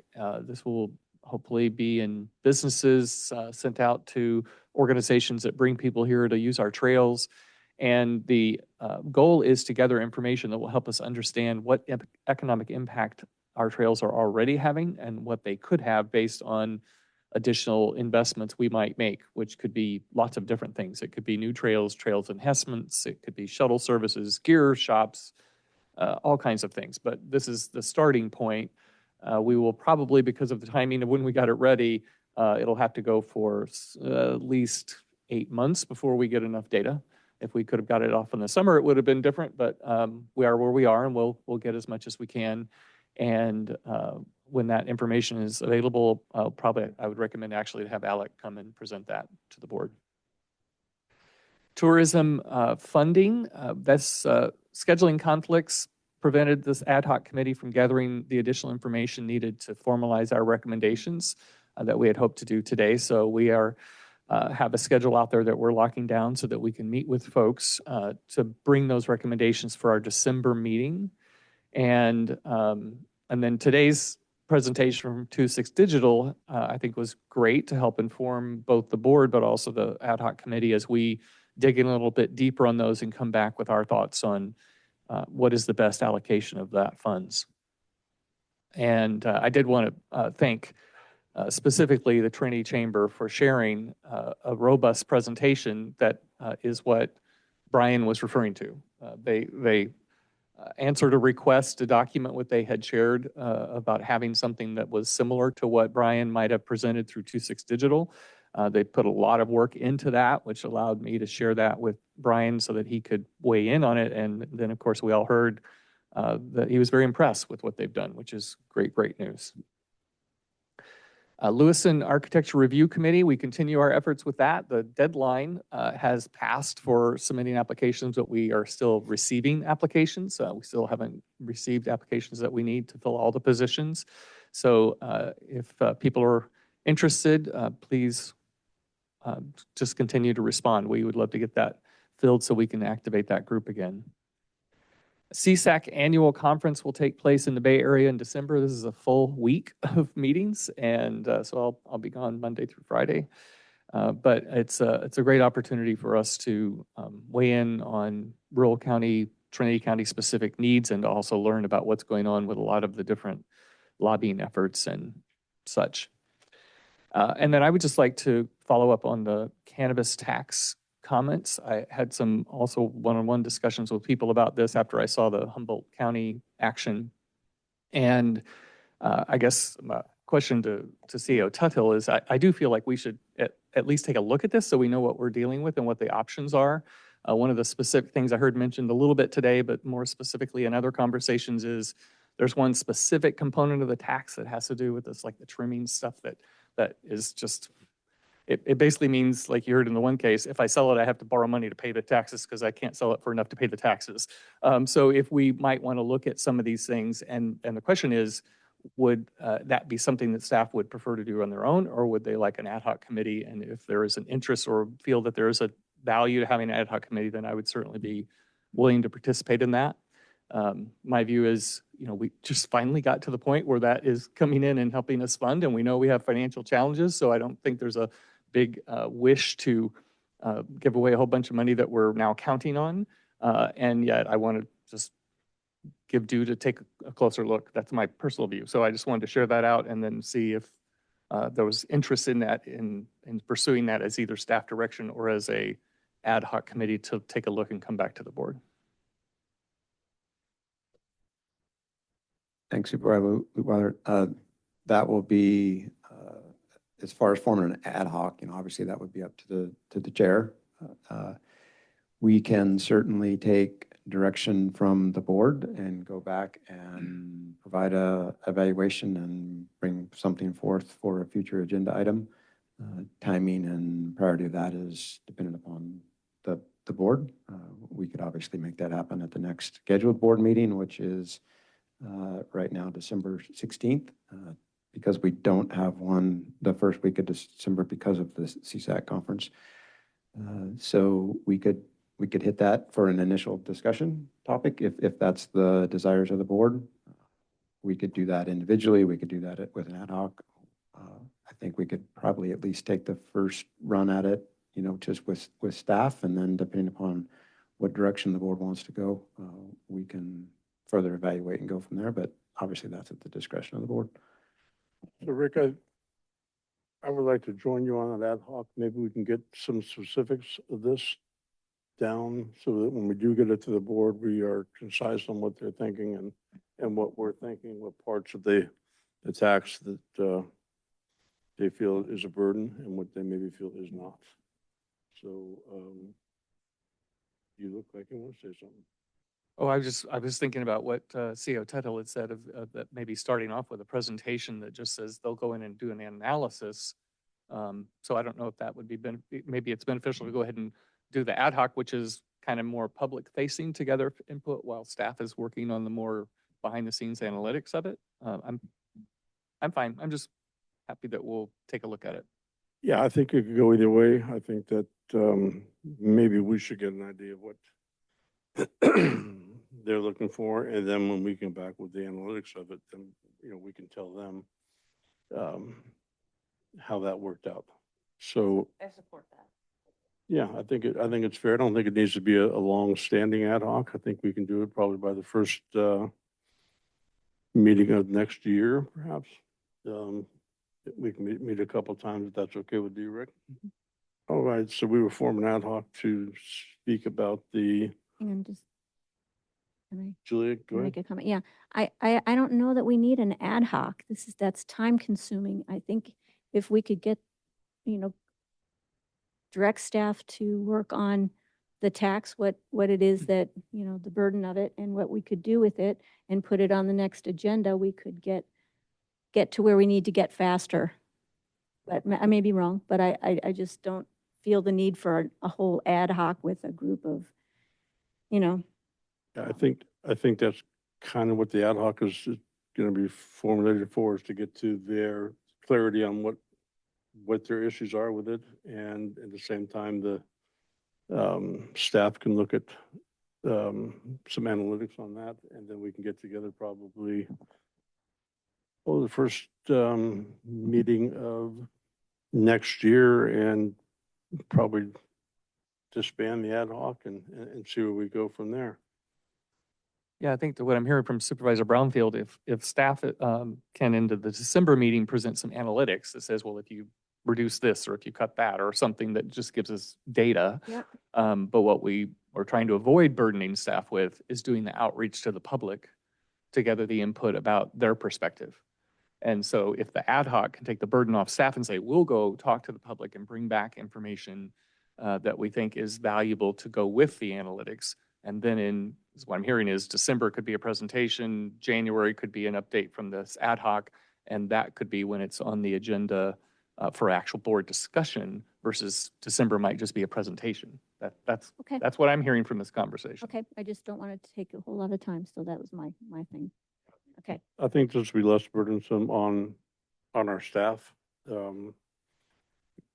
that they will know specifically what they need to look at, and we will get that information through the ad hoc. Yeah. So we will form an ad hoc to look at the tax for cannabis. It'd be myself and Supervisor Lutweiler, and we will discuss when we can meet shortly, and we will get together and form that and get some of the people from the cannabis industry to weigh in with us at that meeting. Happy to see it. Yep, I'm just. Oh, so we are now at. Heidi. Yes, I know. I was gonna say that. Oh, okay. Thanks. Heidi, I color Supervisor Carpenter Harris. But go ahead. Thank you, Supervisor Gogan. I'd just like to report out and express gratitude that Supervisor Litweiler attended LAFCO. Is that correct for me, Les? Actually, we didn't, I You didn't need to. Oh, okay, So, okay, great. yeah. It was a thought Anyway, that counts, I though. missed that, and I'm glad that we had enough folks from the board there. It was my birthday, and I had out-of-state company, so I was grateful for the opportunity for that to be served by another. I went to the attended the North Coast Air Quality Control board meeting, and it was a fascinating report out of the whole region's air quality assessment. And I'm happy to report out that our region had no major hotspots in our areas, no, like alerts really. And Trinity County had a very healthy report on our air quality this year. So I'm grateful. I'm grateful for that. Also, I just want to take the time to publicly thank Congress for for voting finally to reopen our government, and our president for signing that reopening. It has just been really fascinating to me how that decision to keep our government closed for so long has impacted people all over our nation, and quite frankly the world in some cases. And I'm truly grateful that they finally figured out a way to work together and get that reopened. I believe we're good until January 30th of 2026, and then we get to go through all of the efforts again. But in my work in NACO, and just kind of keeping abreast of the different things that are happening from our interaction with that, in front of the, I apologize, I just got a new computer, and it is really doing interesting things with my documents here. They're growing and shrinking for some unknown reason. I just want to say that one of the things that is really being pushed for right now in front of the September expiration, especially in roads, which is something we all are concerned about here, is the counties and municipalities own 75% of our public roads and 50% of the bridges nationwide. Yet we only receive 15% of the federal dollars made available, formula dollars for working on those. The NACO coalition is requesting an increase in those trust dollars, and that they be more appropriately issued to counties and municipalities to take care of the roads that are actually, as I mentioned, 75% of the roads that we travel on. So that is something that is being advocated for us through NACO. Also, the Fix Our Forest initiative is moving forward. It's now waiting. The bill now awaits a full Senate floor vote, which will then go back and forth between the House and the Senate until they agree on what's going to actually touch the ground for us. And then in regards to some of our neighbors to the northeast have been dealing with some pretty serious wolf encounters, especially with livestock, and the rural communities are pushing to have the Endangered Species Act, have the gray wolves removed from that list due to the massive increase in the packs and the current damages that are being seen in rural communities, primarily on livestock. So those are just a few of the things that I try to keep my eye on a national level, and of course always answering emails and visiting with my constituency on issues of their concerns. So thank you. Thank you. And I just wanted to thank all of you three for your participation, your thorough participation in NACO, CSAC, and RCRC. There'll be a change in board chair coming up next year, and I found it wise of me to keep these people in this position, and it certainly paid off, and I hope we can continue that continuity into 2026. We will now move on to the consent calendar. These items include routine, non-controversial matters and will be acted upon by the board by one roll call motion. If a member of the public has any questions or comments on an item on the consent calendar, they may provide them now. A member of the board or staff may request an item be pulled and considered separately. Do we have anybody in the public that would like to make a comment?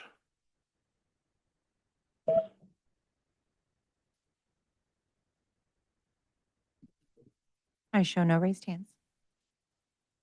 The board? Move to approve as presented. Supervisor Cox? Aye. Oh, Super- I'm sorry. Can we just have the discussion? I guess even with that, can we still have discussion or not for consent calendar just in general? I just wanted to build on what you had said about just taking a moment Oh. to acknowledge that, that included in here is this piece about the clerk of the board, and just really appreciate our clerk of the board and deputy clerk of the board. It's been great to have this level of support, and just wanted to make sure we didn't pass that over too easily. Thank you. Yeah, I agree. She gets a lot thrown at her and she does a great job with it. And thank you very much for what you do. We all need it, especially myself. Yeah. Hey, Sorry, please go ahead. Thank you. It's a pleasure to serve. you're welcome. Thank you. Okay, we had a motion and a second on the table. Yep. Supervisor Cox? Aye. Supervisor Lutwiler? Aye. Supervisor Brownfield? Aye. Supervisor Carpenter Harris? Aye. Supervisor Gogan? Aye. Does anybody need a break before we move into E? We are good. E1, the CEO conduct a public hearing to consider introducing and waiving the reading of an ordinance amending Trinity County Code Section 2.64.050, updating various county fees. CEO Tuthill. Thank you, Chair. I'll do a quick intro and then Susie can make any comments she wants and you guys can address questions. But the fee study topic has been out there for a while. One of our consultants, Craig Goodman, has been working on this effort on our behalf for a while. We've been working with department heads to gather data and to put together what you see in front of you today for the proposed fee structure changes. The ones that are in front of you today are only those that we're proposing to change. They're not all the fee structures associated with the county. It's only the ones that we're proposing to change. The thought is we would do about half of these every other year, so we get into some type of routine on updating these fees. There is a specific process that has to be followed and data that is defendable, from just a public and legal perception as far as what cost make up that fee. And then there's some areas that we're proposing to go to basically a cost recovery type of forum, which is very standard practice throughout counties and cities throughout the state of California. So we can go through this in as much detail as the board desires and address questions, but that's the basic just introductory comments for you. As I looked through this over the last few days, it appears that almost every level of this portion of the study that I'm looking at, we were taking a loss in some way or another compared to what it actually costs to do the we'll say rabies for the animals, and that will go up, look like across the board for quite a few things. I just wonder how we've been doing that for so long and taking such a big loss, and why we haven't addressed that a little bit earlier. And I'm glad that we're addressing it now. and at least recouping what we spend if this fee study is accurate, and it seems to be. This could be a big boost for at least losing money in some of these departments that we have been over time prior to having this fee study. Any other comments from the board? Well, I think we're just supposed to be questions right now and then public comment, right? Any general questions, and then we'll do public comment and motion and then detailed questions. Yeah, I'll have questions, but I'm going to wait till we, get a little bit of a walkthrough from Susie. So I thought maybe it'd be better to just get the public comment. Go ahead, we'll start with public comment. Oh, go ahead and do the walkthrough and then we can, okay. Okay. Susie, how are you? I'm good. How are you? I am fine. So as you are all aware, we've been working multiple years on getting a comprehensive countywide fee study completed so we can bring our fees more current based on actual costs. 2 years ago, we brought the first half of the county departments to you guys, and we're finally bringing the second completed and able to bring the second half to you guys. As Chairman Gogan mentioned, this fee study for these departments and the ones that were brought during the first round helped bring us up to a more current cost of performing that service. We were and we are losing money on these. We are still losing money on the ones that we updated 2 years ago. These fees are calculated based on data from 2019. So even the ones that are being presented to you today, we're still behind, which is why we've created the model and we're going to go into the every other year. So that way that we're not 6, 10, 15 years behind in our fee study data and our fees that we're charging for the services that we provide.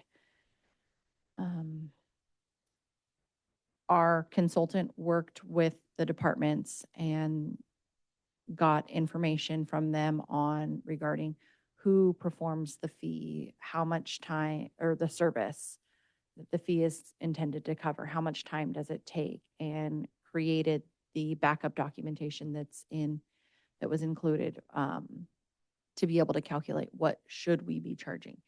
We legally cannot charge more than it costs us to provide the fee. Comes a tax, and we've all heard those.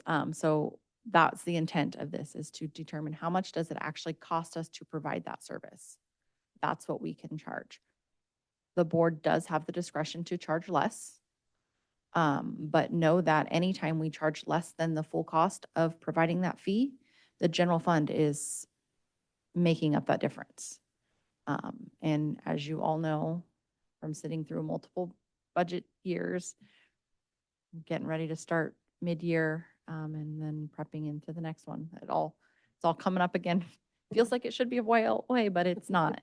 Our discretionary revenue is very minimal. It's very stagnant. It's very flatlined. And so anytime we are having to pull into that to cover the cost of a fee that we should be recovering from the individuals receiving that service, we're taking our discretion away. I don't know, is there any other specific questions you guys had for me? I have some when you're ready, but I'll wait. Supervisor Cox? Using 2019 data, or that we did on those portions that we adopted 2 years ago. Did we use 2019 data on these as well? We did, and that's because the model was built initially. We took all of the employees, all of the salary, all of the everything, and we built the model with those data. And in an effort to be consistent across the board, and not change that model throughout this initial process, we stuck with that same data. So next year, when I go through this and do the first round, they will come up to current data. And then the year after that, when we do these guys again, they will come up to current costs. And then from after that, we will only be 2 years out on any given department. So to be ultra clear, this is 2025 going into 26. We're going to go back and revisit the first half that we adopted 2 years ago. Mhm. That update will be using 2026 data? 2020, when we look at those at the end of 26, it will use 26, it'll probably use 24, 25 fiscal year data because that is the last fiscal year that we will have fully completed and audited. Otherwise, I'm using data that's still potentially changing.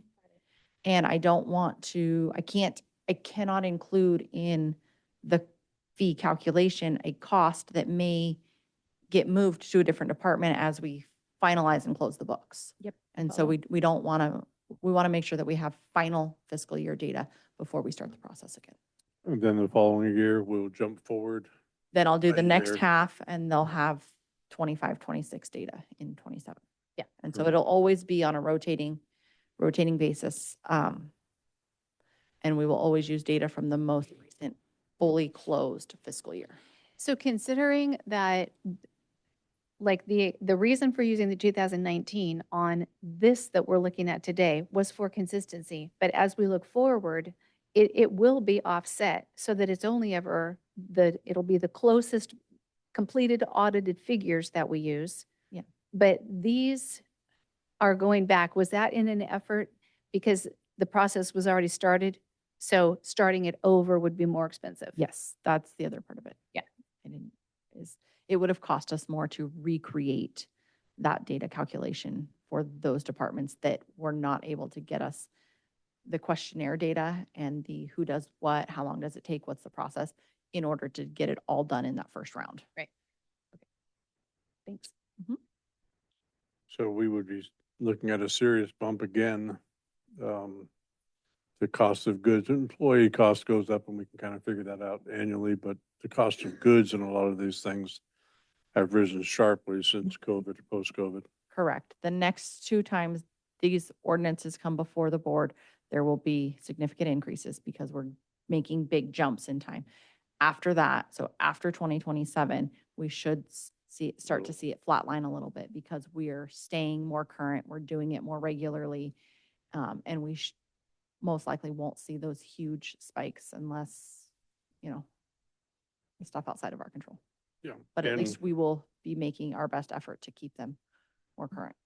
And so as you looked at the final product, moving through your whole process, is there a button you can click to say, this is kind of what we think the totality of our general fund contribution to make up our loss has been?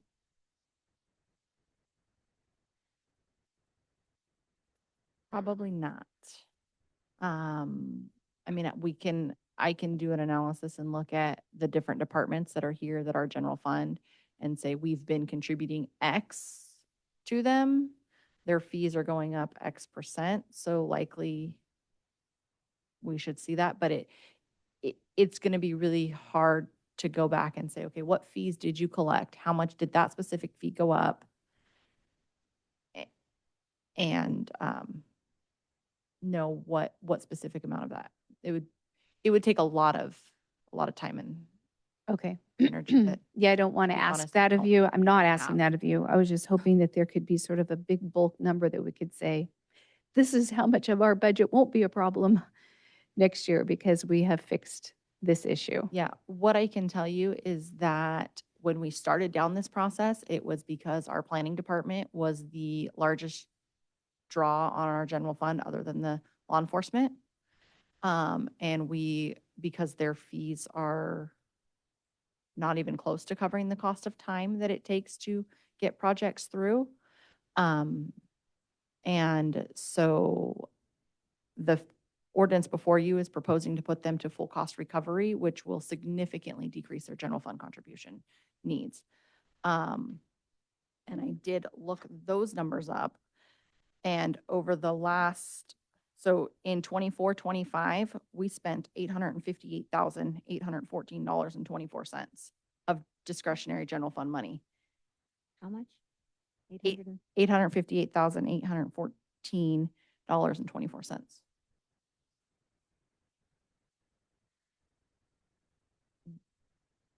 That is significant. It is significant. The year before that, I'll give you round numbers for the next few. The year before that, it was 666,000. 22-23, it was 601,000. 21-22, it was 527,000. And in 2021, it was 466,000.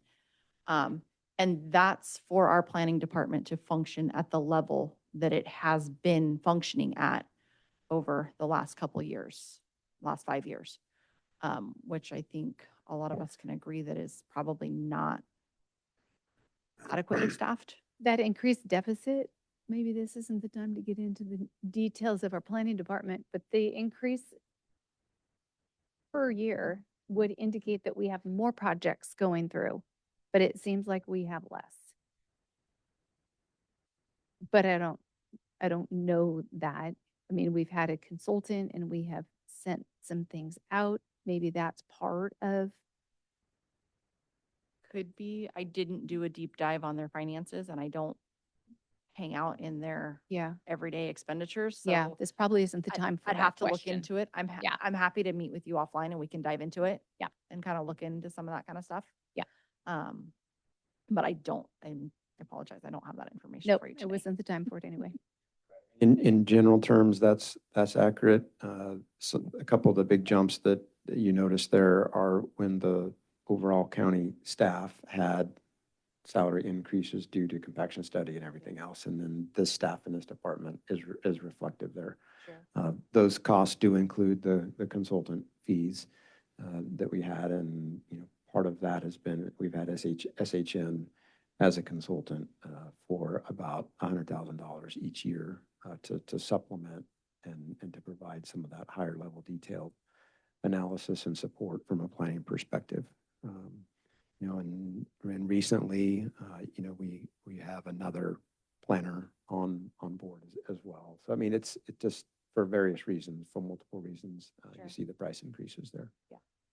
And just so I'm clear, the numbers that you were referring to were categorize or clarify them again for me. They are for what purpose? They were to basically the cost of subsidizing fees that were too low?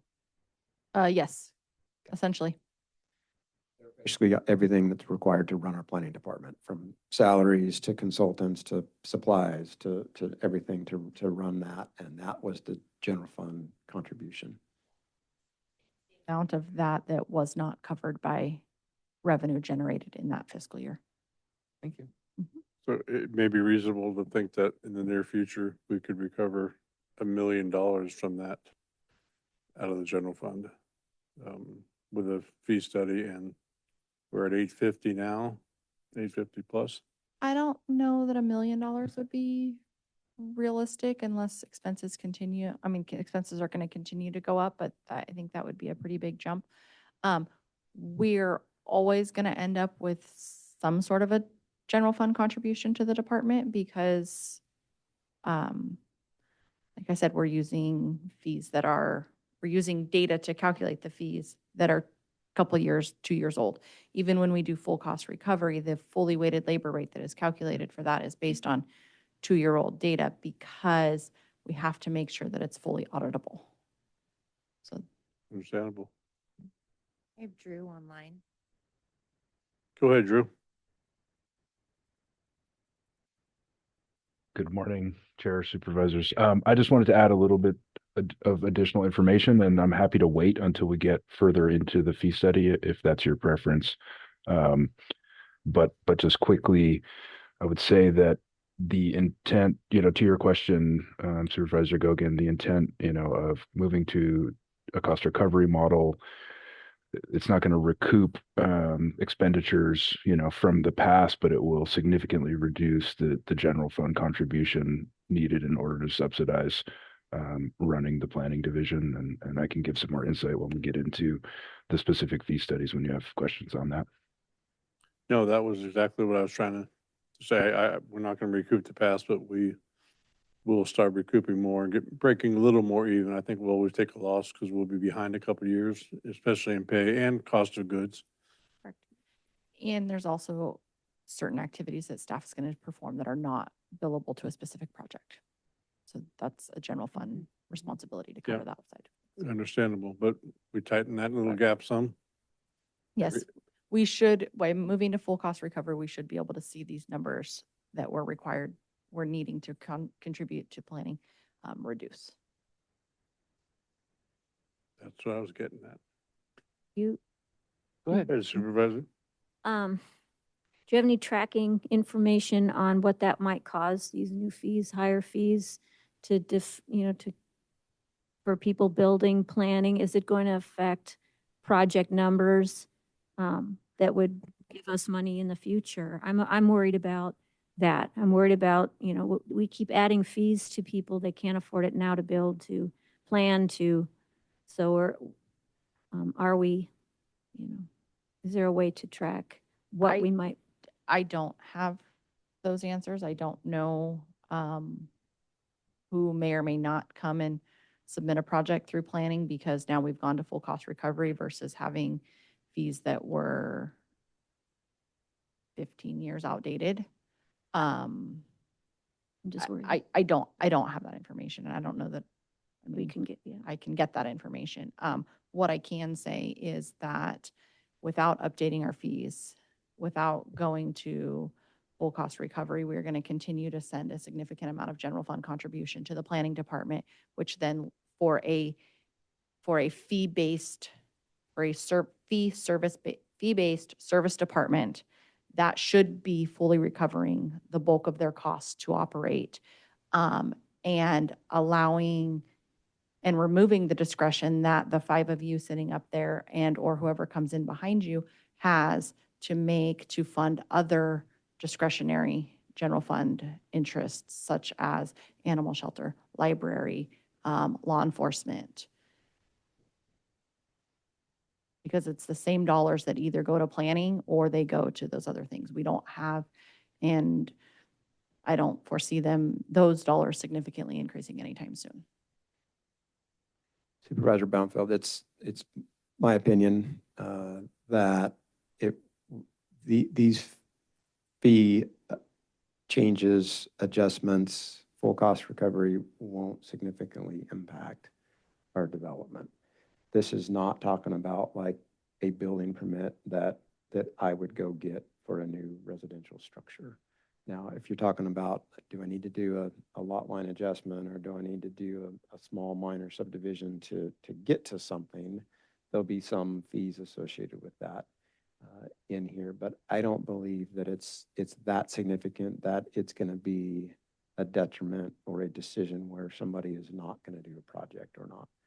DOT already does full cost recovery for our county engineering, for those type of services when we do encroachment grants or we do other big projects.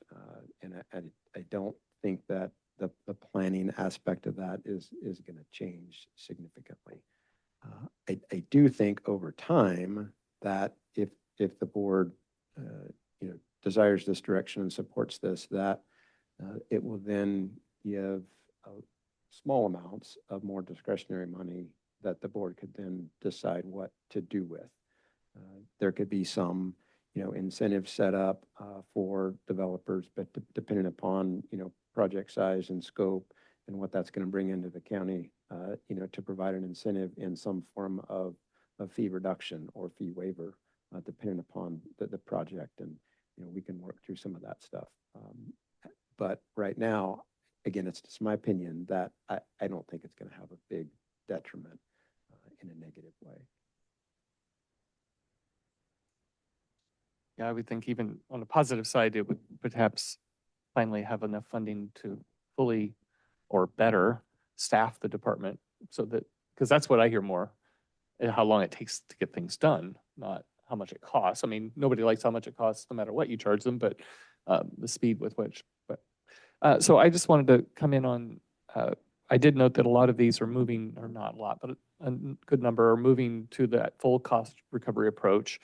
And so I get that that's a best practice, and it's, especially if we don't have really great data to tell us exactly how much time it takes, or if it's a very a variable type of service delivery. My lot line adjustment could take a lot less time than Trent's or something like that. But it also means that as a member of the public, now I don't know how much I'm going to charge. So I think when I was reaching out for some clarity, and can't remember which one was coming from you and which one was coming from CAO Tuthill, but I gather that we will have estimates upfront that based on what we're receiving, we'll say, okay, this is what we think this is going to look like. Here's a deposit that you'll make. Here's the hourly rate that we'll charge. And then whatever dialogue takes place. So we do have some protections in place. And then we will have the ability in some fashion to be able to, once we have that data, that's okay, on average, it's costing X to do these kinds of projects, to do some sort of benchmarking so that we know that we're just not getting way out of control with that approach. Correct. Okay. I just want to make sure that that was true. And then I also saw, sometimes I would see fees deleted, but then I would see it was reworded down here, like instead of different for dog and cat, it was same for dog and cat. Then there were others where I saw just deleted fees and I didn't see them reappear. Is that, so I got an answer to my question, but it didn't land. So if you can help me with that.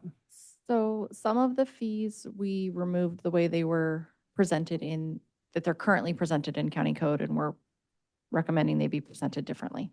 Other fees we are removing entirely because it's a fee that it's either a service we no longer provide, or it's a service we're no longer legally allowed to charge for, or it's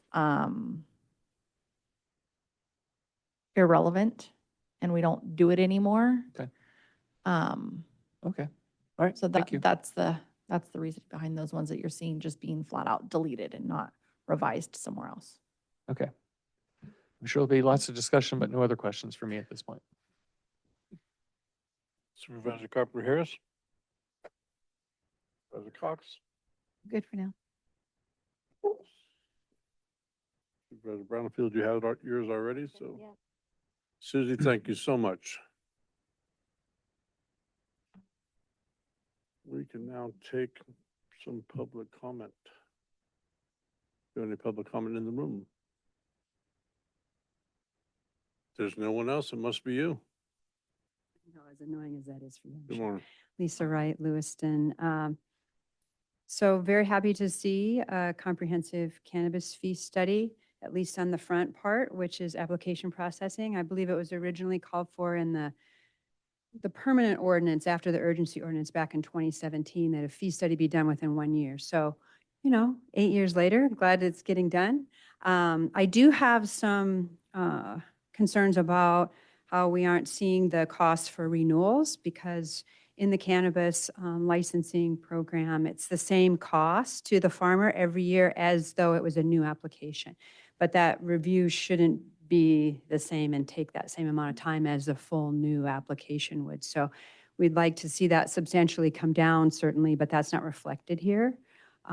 The other kind of nuance with the cannabis program is, and I'm not sure how it relates to other fees, but because it was specifically created as a self-funded fee payer-based program, then Prop 26 kicks in, and we need to make sure that all the expenditures are actually going for the benefit of the program and for the farmers themselves. So that's always something we've kind of kept in check over time to make sure that we aren't funding the sheriff code enforcement anymore. We're not, buying trucks for somebody outside of our particular program needs. So that's a super important part. And I do see, which this is kind of difficult for the public to see and understand, but I guess I'm on page 272, and there is a summary of actuals for program costs. It's cannabis fee study. I figure that's the cannabis division. Service and supplies, interfund is more than service and supplies. So why is that such a large number, the interfund transfers, and what's that actually reflecting? Is that actually fee payer-based benefit, right? That's not clear. In the way this is presented. Maybe in the other 100 pages ahead of this, I've missed it, but I didn't find it in my cursory review. So I think from the cannabis fee payer side, and I deal with hundreds of them, that certainly the renewal piece, the missing renewal piece is the biggest piece to make sure that that's actually reflecting cost. We've gone to a cost recovery on much else, in terms of updates and Appendix C modifications. And so people are getting used to that approach. And I think that's appropriate as long as we're in specific programs such as, Susie mentioned that not everything is going to be, this isn't an opportunity for you to make money, right? It's not an opportunity even for you to recover all your costs. It's government. There are values. You're giving services that might not be something that actually should have a cost or a fee attached to. So as long as you keep that in mind and focus on these fee payers as receiving the full benefit, then I think we'll be good. Thank you. Thank you very much. Any other comment in the room or on Zoom? Ben Kellogg. Good morning again. This is a long time coming. This is a good day. This is progress. I mean, it's normal for counties to implement, a full cost recovery structure, because that's how you make a program self-sustaining. I mean, it allows for the people who don't like taxes, which is all of us, it's to allow many of us not to be taxed for services that other people can pay who are actually using them. Planning, animal shelter, long time coming for the animal shelter fees to have an update. Hopefully the animal shelter can be more sustainable. Fees coming in to allow things like code enforcement, to have code enforcement go out and do more when it comes to animals, backyard breeders. We all see the animals that are loose everywhere in this county. Hopefully someday there'll be a policy of, every animal that comes out of the animal shelter is tagged so that if that animal ever gets dumped or gets away, it can go back to its owner. That's a huge, money suck when it comes to the county as a whole in certain areas. So it's nice to see that we see the light at the end of the tunnel within a couple of years. Hopefully everything will get updated.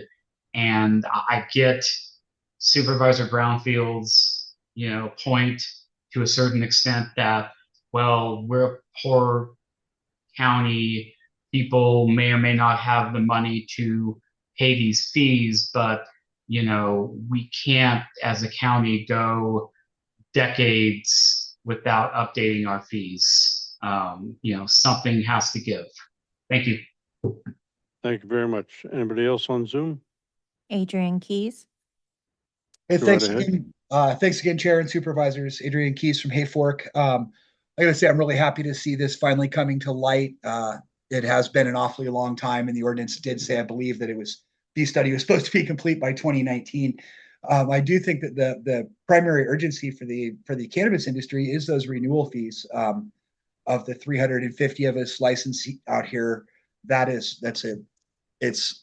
clearly it's a cost that exceeds its requirement. And if there are ways inside of the division itself through the renewal process to continue to reduce that cost, I think they should be explored. One would be not having to conduct a full reapplication, reanalysis each year, which is clearly not how business should be done. I mean, that's just not how you run a business. It's foolish. Or once we've completed our environmental review and have Appendix C's, the needs that the operators have from the county are greatly reduced to just making sure that we are complying with our Appendix C monitoring and mitigation program and so on.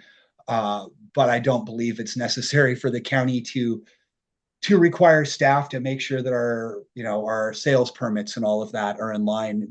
Seeing as how the state is technically the licensing entity, that is all covered underneath our state licenses. There's many functions that the division performs that could be eliminated, and we could just rely on the state, because the county can provide us with our land use documentation, but it's the state that allows us to actually operate. So we would be caught by the state if we weren't paying or weren't maintaining our intrinsic business structure requirements. So I'm really happy to see this come about, though, and I do really hope to, as soon as we can, see that fee study for the renewals, because at this point, it just doesn't feel that that the rate that we pay for a renewal is justifiable. Thank you very much. Thank you. Anybody else online? I show no other raised hands. Okay, I have another question based on that. go right ahead. So, one of the things I gather, we really haven't been in a process of renewals that reflect the way we do things for very long. So we don't have a good history yet to do that kind of extrapolation. But if we found ourselves a year from now doing a study and found out that we had charged more than it cost us, then what do we do? It's not a retroactive, you just say, "Ooh, okay, now we can lower them." Okay, I just want to make sure I understood how that would have to play out if we found ourselves there. So, okay, thank you. That's correct, Susie? Chair, may I make a comment? Please. So I hear, I mean, and Drew can comment on this if he feels so as well. I definitely hear the comments about the renewals. Internally, we have had that exact conversation, and we made an attempt to incorporate that and bring that forward here, but unfortunately, we just don't have the data yet.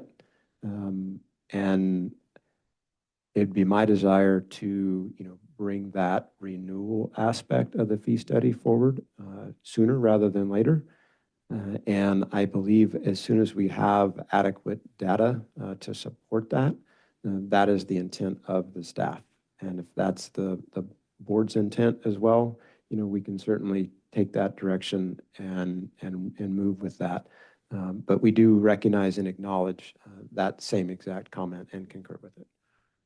I think that is the board's intent as far as I know. And I do know that in some of the upcoming Chapter 17 updates associated with the overall zoning code updates that will be completed by the end of 26, some of the processes that we currently have in place, it is the staff's intent to bring that forward for board consideration and hopefully adoption to change some of those. And as one of the public comments said, move away from a full local licensure concept to more of that land use designation and then a program enrollment concept. So we are moving in that direction right now with the consultants and, adjusting code to reflect that. And that will obviously be brought forward to the Planning Commission and public and to this board, numerous times between now and when it would finally be adopted in late 26. That's good to hear. Susie?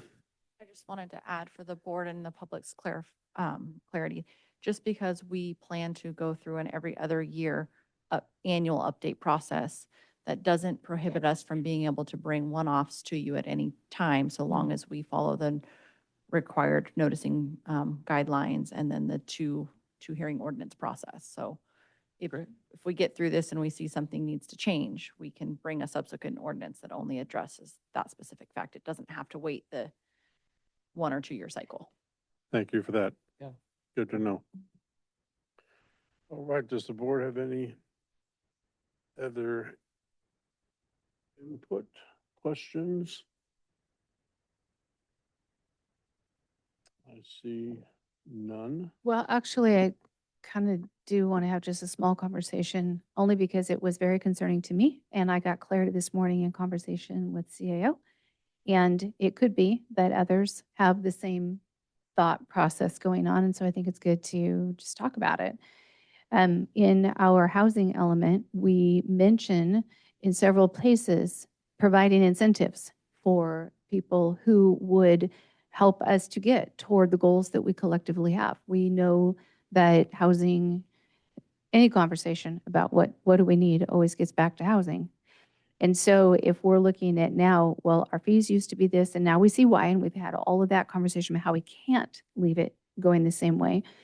But I think that to the CAO's comment that if there was a particular project where we had a developer, let's just say, that was coming in and looking at a particular project. And we've had a couple of these that were hopefuls, and, you know, we had some state funding that we thought was going to come through and create something that was going to happen. We still have the opportunity to provide fee waivers to make those incentives happen. And if anything, if we're doing a full cost recovery and we're not 800 and some thousand in, you know, in a deficit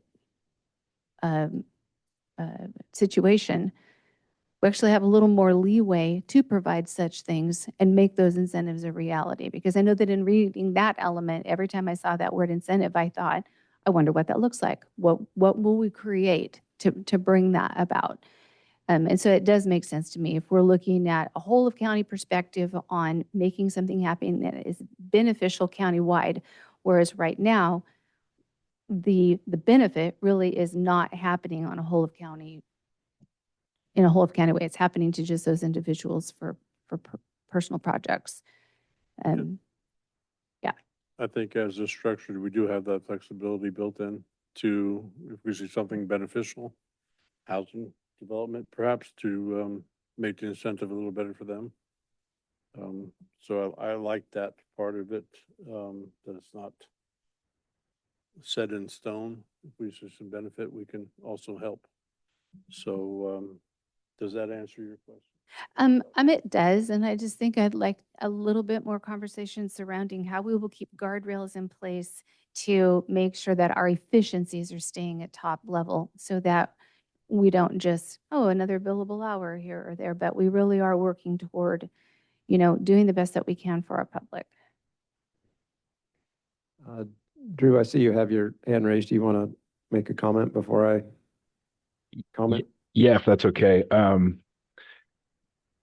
To your questions, Supervisor Cox, there's a few pieces to that puzzle in terms of providing, you know, a somewhat comprehensive answer. Specific to the planning fee study and the fees that you know, have before you, for a typical single family dwelling building permit, those fees are not changing for the planning zoning clearance review.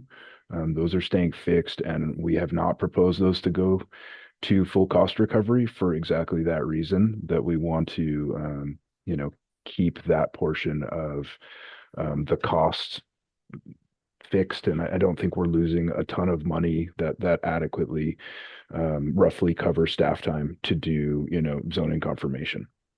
To the housing element, in terms of how do we provide incentives, that is why we are pursuing the pro-housing designation, which you'll hear a bit more about later when we get into that section of zoning ordinance update, and then the pro-housing incentive program, which is, you know, one of the benefits to receiving the pro-housing designation, will be a mechanism to support larger scale multifamily housing development in the county. So there's a piece there. And then, yes, as you guys have mentioned, of course, the board always has the option to, you know, offer fee waivers for development projects. But in terms of what we're doing today with the fee study, I concur with CAO Tudhill's previous statements about, you know, how we're not creating additional detriment or significantly higher costs for the average project that we've seen historically, you know, which is primarily single family dwellings and accessory structures. And then for larger scale developments that we will hopefully see, you know, resulting from the pro-housing designation, those fees will likely be able to not see significant increases, because that's another benefit of the general plan update, is that we would likely, for many multifamily developments, be able to leverage a CEQA exemption related to the general plan EIR. So a larger scale development might not be required then to spend several tens of thousands of dollars to go through an initial study, as would currently be required potentially if someone wanted to come in because our general plan is out of date. Understood. Thank you. Thank you, Drew. Chair. Thank you for that clarity, Super CEO Tudhill. So Supervisor Cox, to address the, you know, how do we ensure efficiencies and ensure, not or excessive charges aren't being passed on to an applicant for staff time. As previously kind of referenced, for any applicant, there is going to be dialogue back and forth as far as what the expected cost will be, different phases in the project as far as what expenditures have been incurred so far. And then as far as kind of how it's done now in some other areas where there is cost recovery, our analysis and our time spent is actually shared with the applicant as far as, hey, there was, X amount of hours done for this and this and this as far as the different phases of it. So the applicant knows exactly, what they're being charged for. It's not just, hey, here's a lump sum bill of, $2,000 and you're expected to pay it. It's an hourly breakdown when what is done within those hours. And then that is not just held to the end of the project, that is shared with the applicant at periodic project check-in points throughout the entire phase of it, depending upon the size and scope of it. So they know what they're getting into. They know what they're into throughout the entire project. Yes, All you there's can ask open for. communication. Open line of communication is, all you can expect, really. Any other questions from board? I was just going to say, sorry, I had to step out there for a second, but when I was thinking back to what Supervisor Cox had mentioned is, I liken this to, we have been, without meaning to, handing out $5 bills to everybody for no reason. And now you put all those $5 together and we could give $100,000 to someone that's going to come in and build 20 homes, because we didn't give it away in $5 increments. So even though it's, everybody hates seeing those numbers go up, at least this way, it puts the real costs in front of us, and then we can collectively determine that we should take some funds from somewhere and reallocate them for an incentive or whatever else it might be. Although realistically, I know as soon as those show up as not needed in the general fund, they'll be allocated to something else that the general fund needs. But again, the board at that time can always say, we want to set aside some amount of funding for incentives for housing development, economic development, whatever it might be. So it's just great that we will finally have that control and that option, versus now we just don't even know why the money's not there. And this is why. So again, it's a long time coming. I know it's a ton of work. I'm really glad to see it's done. And it'll be really exciting when it's much more current data. I agree. And finally, we are, I think Susie talked about $850,000 that we may see, which is a lot of funds to recoup that we have actually been losing. So that's a huge plus, and maybe some discretionary funds in the future that we can put to the things that really need it. Because we know we have lots of those. So do we need to take a vote on this?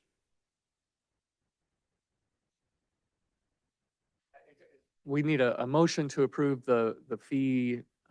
To waive the fee? Updated fees as presented. So moved.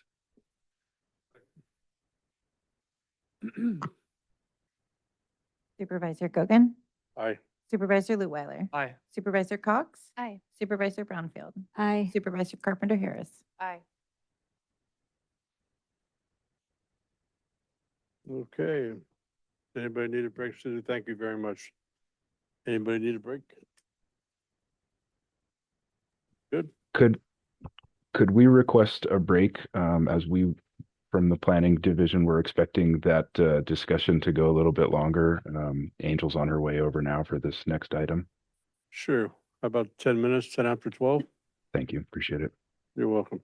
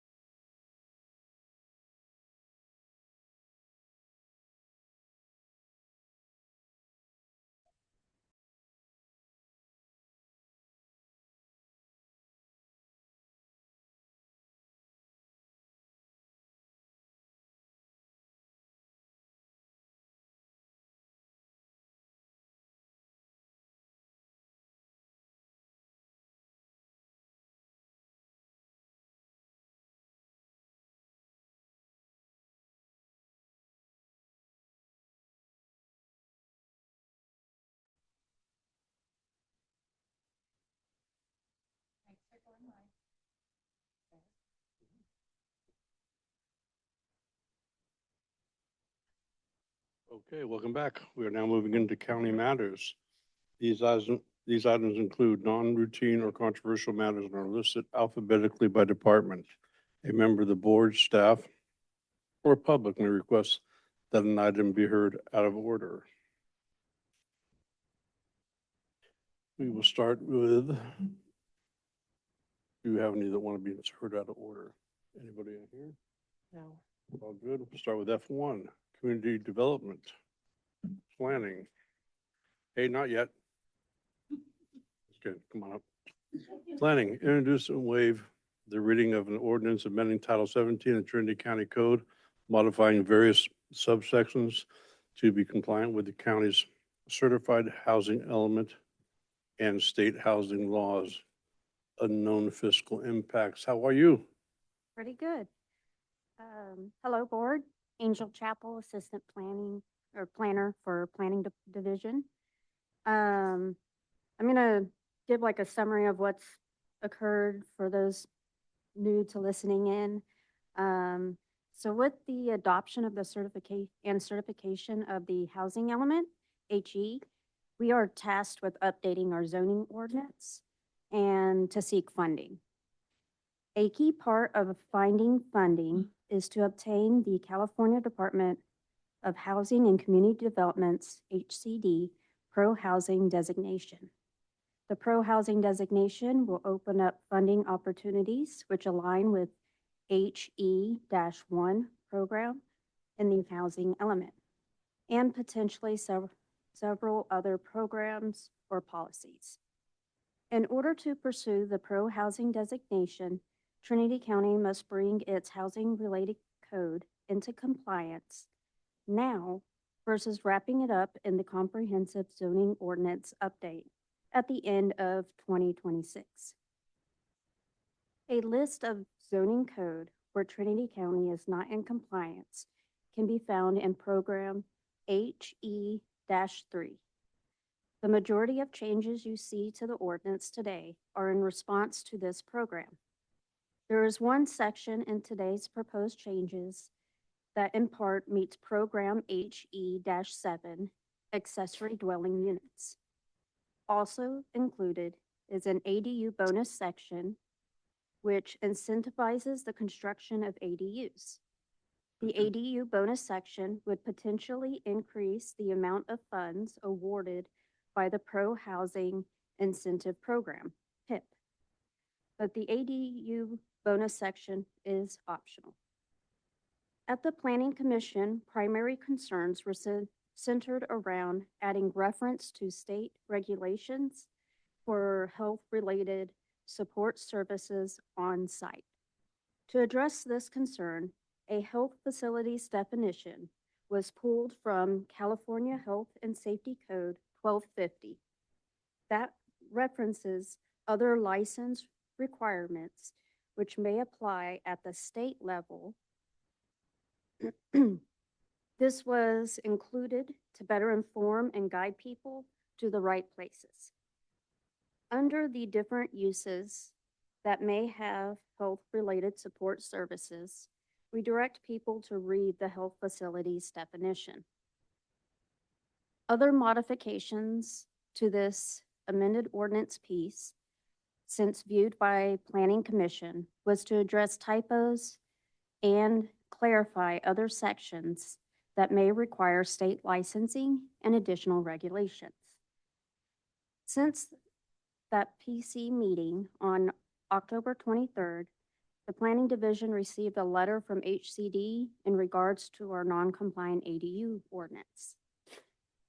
They sent the letter to a previous planning director on October 8th. However, the current interim planning director did not receive it until November 12th, which was after the response date of November 7th that HCD required. But we were able to work that out. They sent it to the wrong person. For their response, they wanted us to either state that we were repealing the non-compliant code and defaulting to state laws for ADUs, or to give them a timeline for bringing Trinity County ordinance into compliance and to submit those new ADU ordinances for their review. Luckily, due to the direction by the board to pursue the pro-housing designation, we are already on track to resolving their concerns.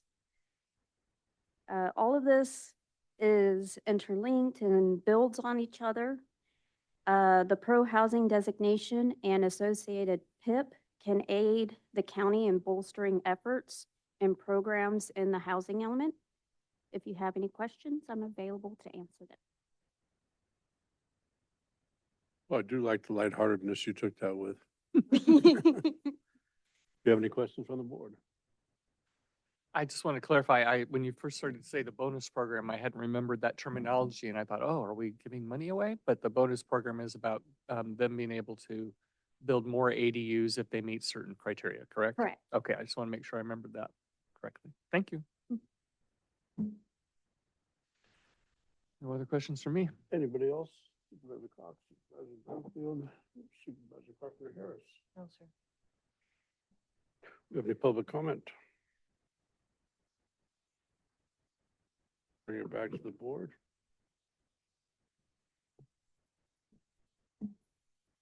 Well, I would just say thank you. I didn't expect it to come back this quickly. I knew we were, you were asking for our approval so you could move forward and get things done so we'd be in time for the requirement to get funding for next year. But I didn't expect it this quickly. So when I first saw it, I thought, is this that already?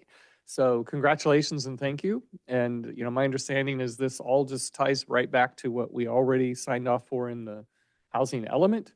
And then we were just trying to get code in alignment with that. And that puts us in line for this pro-housing funding opportunities, which are literally millions of dollars just for our region. That's my understanding. And if it's all correct, then I'm excited.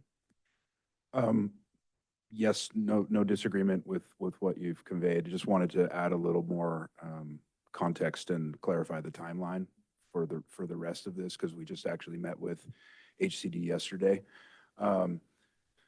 So assuming that this item is approved today, then we'll bring it back in December for a second reading, which then it'll be 30 days until those ordinance amendments take effect.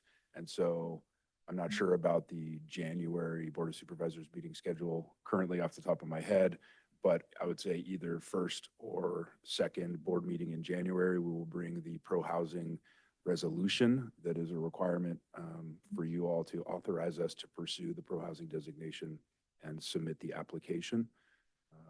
And what's the deadline? Sorry to interrupt. The deadline is March, but they have a review period. So basically, we're trying to make sure that we get it to them in January so that their 60-day review is in advance of the actual hard application deadline. And so we're running the pro-housing designation and the PIP application kind of concurrently. So this coming month in December, the pro-housing designation application will go out for public review, 30-day public review period. And then it probably makes sense for there to be an agenda item to discuss the proposed uses of the PIP funding so that we can gain consensus from the board and have some clarity on what we're going to propose there. HCD did let us know that we can kind of throw out a very generalized proposal for PIP because the funding is based on, and so that's also a reason that we proposed the ADU bonus, is that gets us a few extra points on the pro-housing application, which then converts into additional monies being available through PIP. And so, yeah, all of that is, we're running that concurrently. There'll be that public review period for the pro-housing designation application. And then, so I guess what I was getting at was that related to the PIP funding, that the actual contracting period will probably be, sometime between March and June from what HCD communicated. And at that point, we can actually revise through that contract when we're finalizing the budget, what exactly we're going to plan to expend those potential award funds towards. And then the term of that, this current NOFA for PIP would be that we would have to expend whatever we've proposed that's consistent with the goals prior to 2028. And it's all reimbursement based. So there's going to be some coordination that we need to do for sure with HHSA and seeing, what makes the most sense to bring in and prioritize and how we do that all. So. Would it be your want for us to do it on the first meeting, I don't think we can't. Would it be better for you and for the county to do it on the first meeting of January? So we did talk about that a bit yesterday with HCD, and essentially, they've provided, and it's available for you guys to look at if you want on the HCD website, a draft resolution, which is what they want the board to adopt verbatim. One of the clauses in that resolution is specifically stating that we have adopted and implemented the updated zoning code. And so the suggestion from HCD yesterday was, no, just wait until that zoning code is codified and in effect before the board says, yes, we are, compliant with that. So we'll line it up as best we can. So sometime in January, the resolution will come forward. Keep us informed. Thank you. And thank you for, being so thorough, just jumping into that planning job and wrapping your head around all that must be a little bit tough. So thank you for wrapping your head around all that. Doing my best. I know you are. And Drew, I just wanted to follow up on one of your comments about, were you saying that it would be good to have time also with the board to go over what we might submit a request for? So this is all about being able to do that. And then were you saying we should meet to say, here's what we think we should ask for when we submit our request? I personally think that would be appropriate or good. It doesn't necessarily need to go that way. I mean, it can be fully a recommendation from staff, and then we could dig into it further when we get into the contracting phase once, a grant award, which is really based on the scoring of the pro housing designation application. And the PIP application is pretty straightforward. It really, tiers off of the pro housing. So it's not so much project specific. You don't need to say, I want the funding for these projects. Okay, all right. Yeah. Right. So, and then I think as we go forward, into contracting and establishing the budget for that grant, given that it's all reimbursement based, we'll have to figure out from the county side of things, where we have those funds available to pay in advance to pursue those objectives. But from what I gathered yesterday, we will have the ability to revise or refine whatever we've just generally proposed for the PIP application once we get into that contracting phase in, early to mid 2026. We can be a little vague early and kind of hone it down as we go. Yeah, I mean, there's a lot of potential options. I don't know if you want me to run through some of that now, or we'll just schedule a meeting to discuss it. CEO Tuthill? Jim, my recommendation is, let staff continue to work this directly with HCD. Ryan from Interharnish has been helping and leading us through a lot of this effort. If we get to a point where we feel that, specific board direction input is desired for the incentive plan portion of it, as far as the application, prior to the application, we'll pick a meeting and throw it on there. If not, then and we don't feel that that's needed, there'll still be multiple opportunities for the board to weigh in and provide direction, depending upon hopefully, what level of grant dollars we'll start seeing from this. Very good. We all good with that? Well, absent any more, I would move to approve as presented. I will second. And just as a comment too, I would just also encourage as staff is doing some of this. I know I've heard from Supervisor Cox has met with some developers, if you will, and I have done so as well, that if it's appropriate, we might want to be reaching out to some of those groups to let them know where we're headed with this, because they might provide some kind of input that's helpful to staff as you're preparing things. So just throwing that out there that might be something good to include in your timeline. And just to respond to that, it could be a great opportunity for an ad hoc, but obviously that's your decision. So let us know. You got it. Thank you very much. I think it'd be beneficial too, to let them know that we are doing something to keep them on the hook, so to speak. Drew, thank you for all of that. We'll take a vote now. Shan? Supervisor Gogan, Aye. Supervisor Lutwiler, Aye. Supervisor Cox, Aye. Supervisor Brownfield, Aye. Supervisor Carpenter Harris. Aye. F2, Human Resources. Appoint Madeline Woodman as a clerk, recorder, assessor, registrar of voters, effective January 1, 2026, to serve the remainder of the term expiring at the end of December 2026.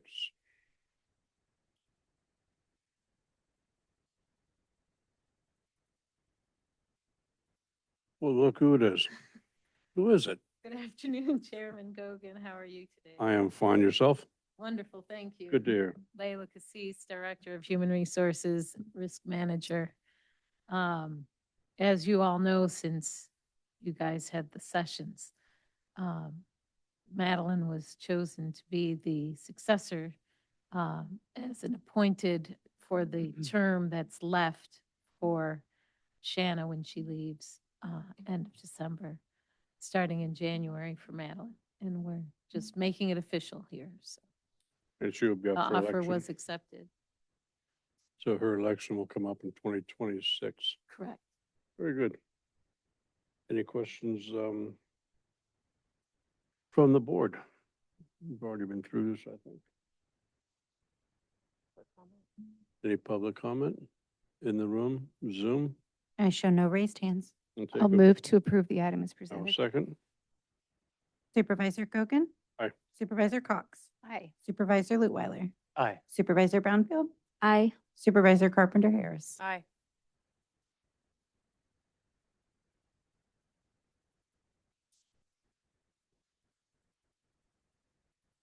Okay. Closed session. Government Code Section 54954.51 or F. Labor negotiations, County Designated Representatives Susie Hawkins, Leila Casillas, and, well, not Margaret Long, but her designee. Employee organizations, skilled trade unit, general unit, and management unit. That's good. Do we have any public comment? You didn't announce what the closed session was yesterday. Yeah, we're gonna get to that one. Did you have a comment on this item particularly? Online? I show no raised hands.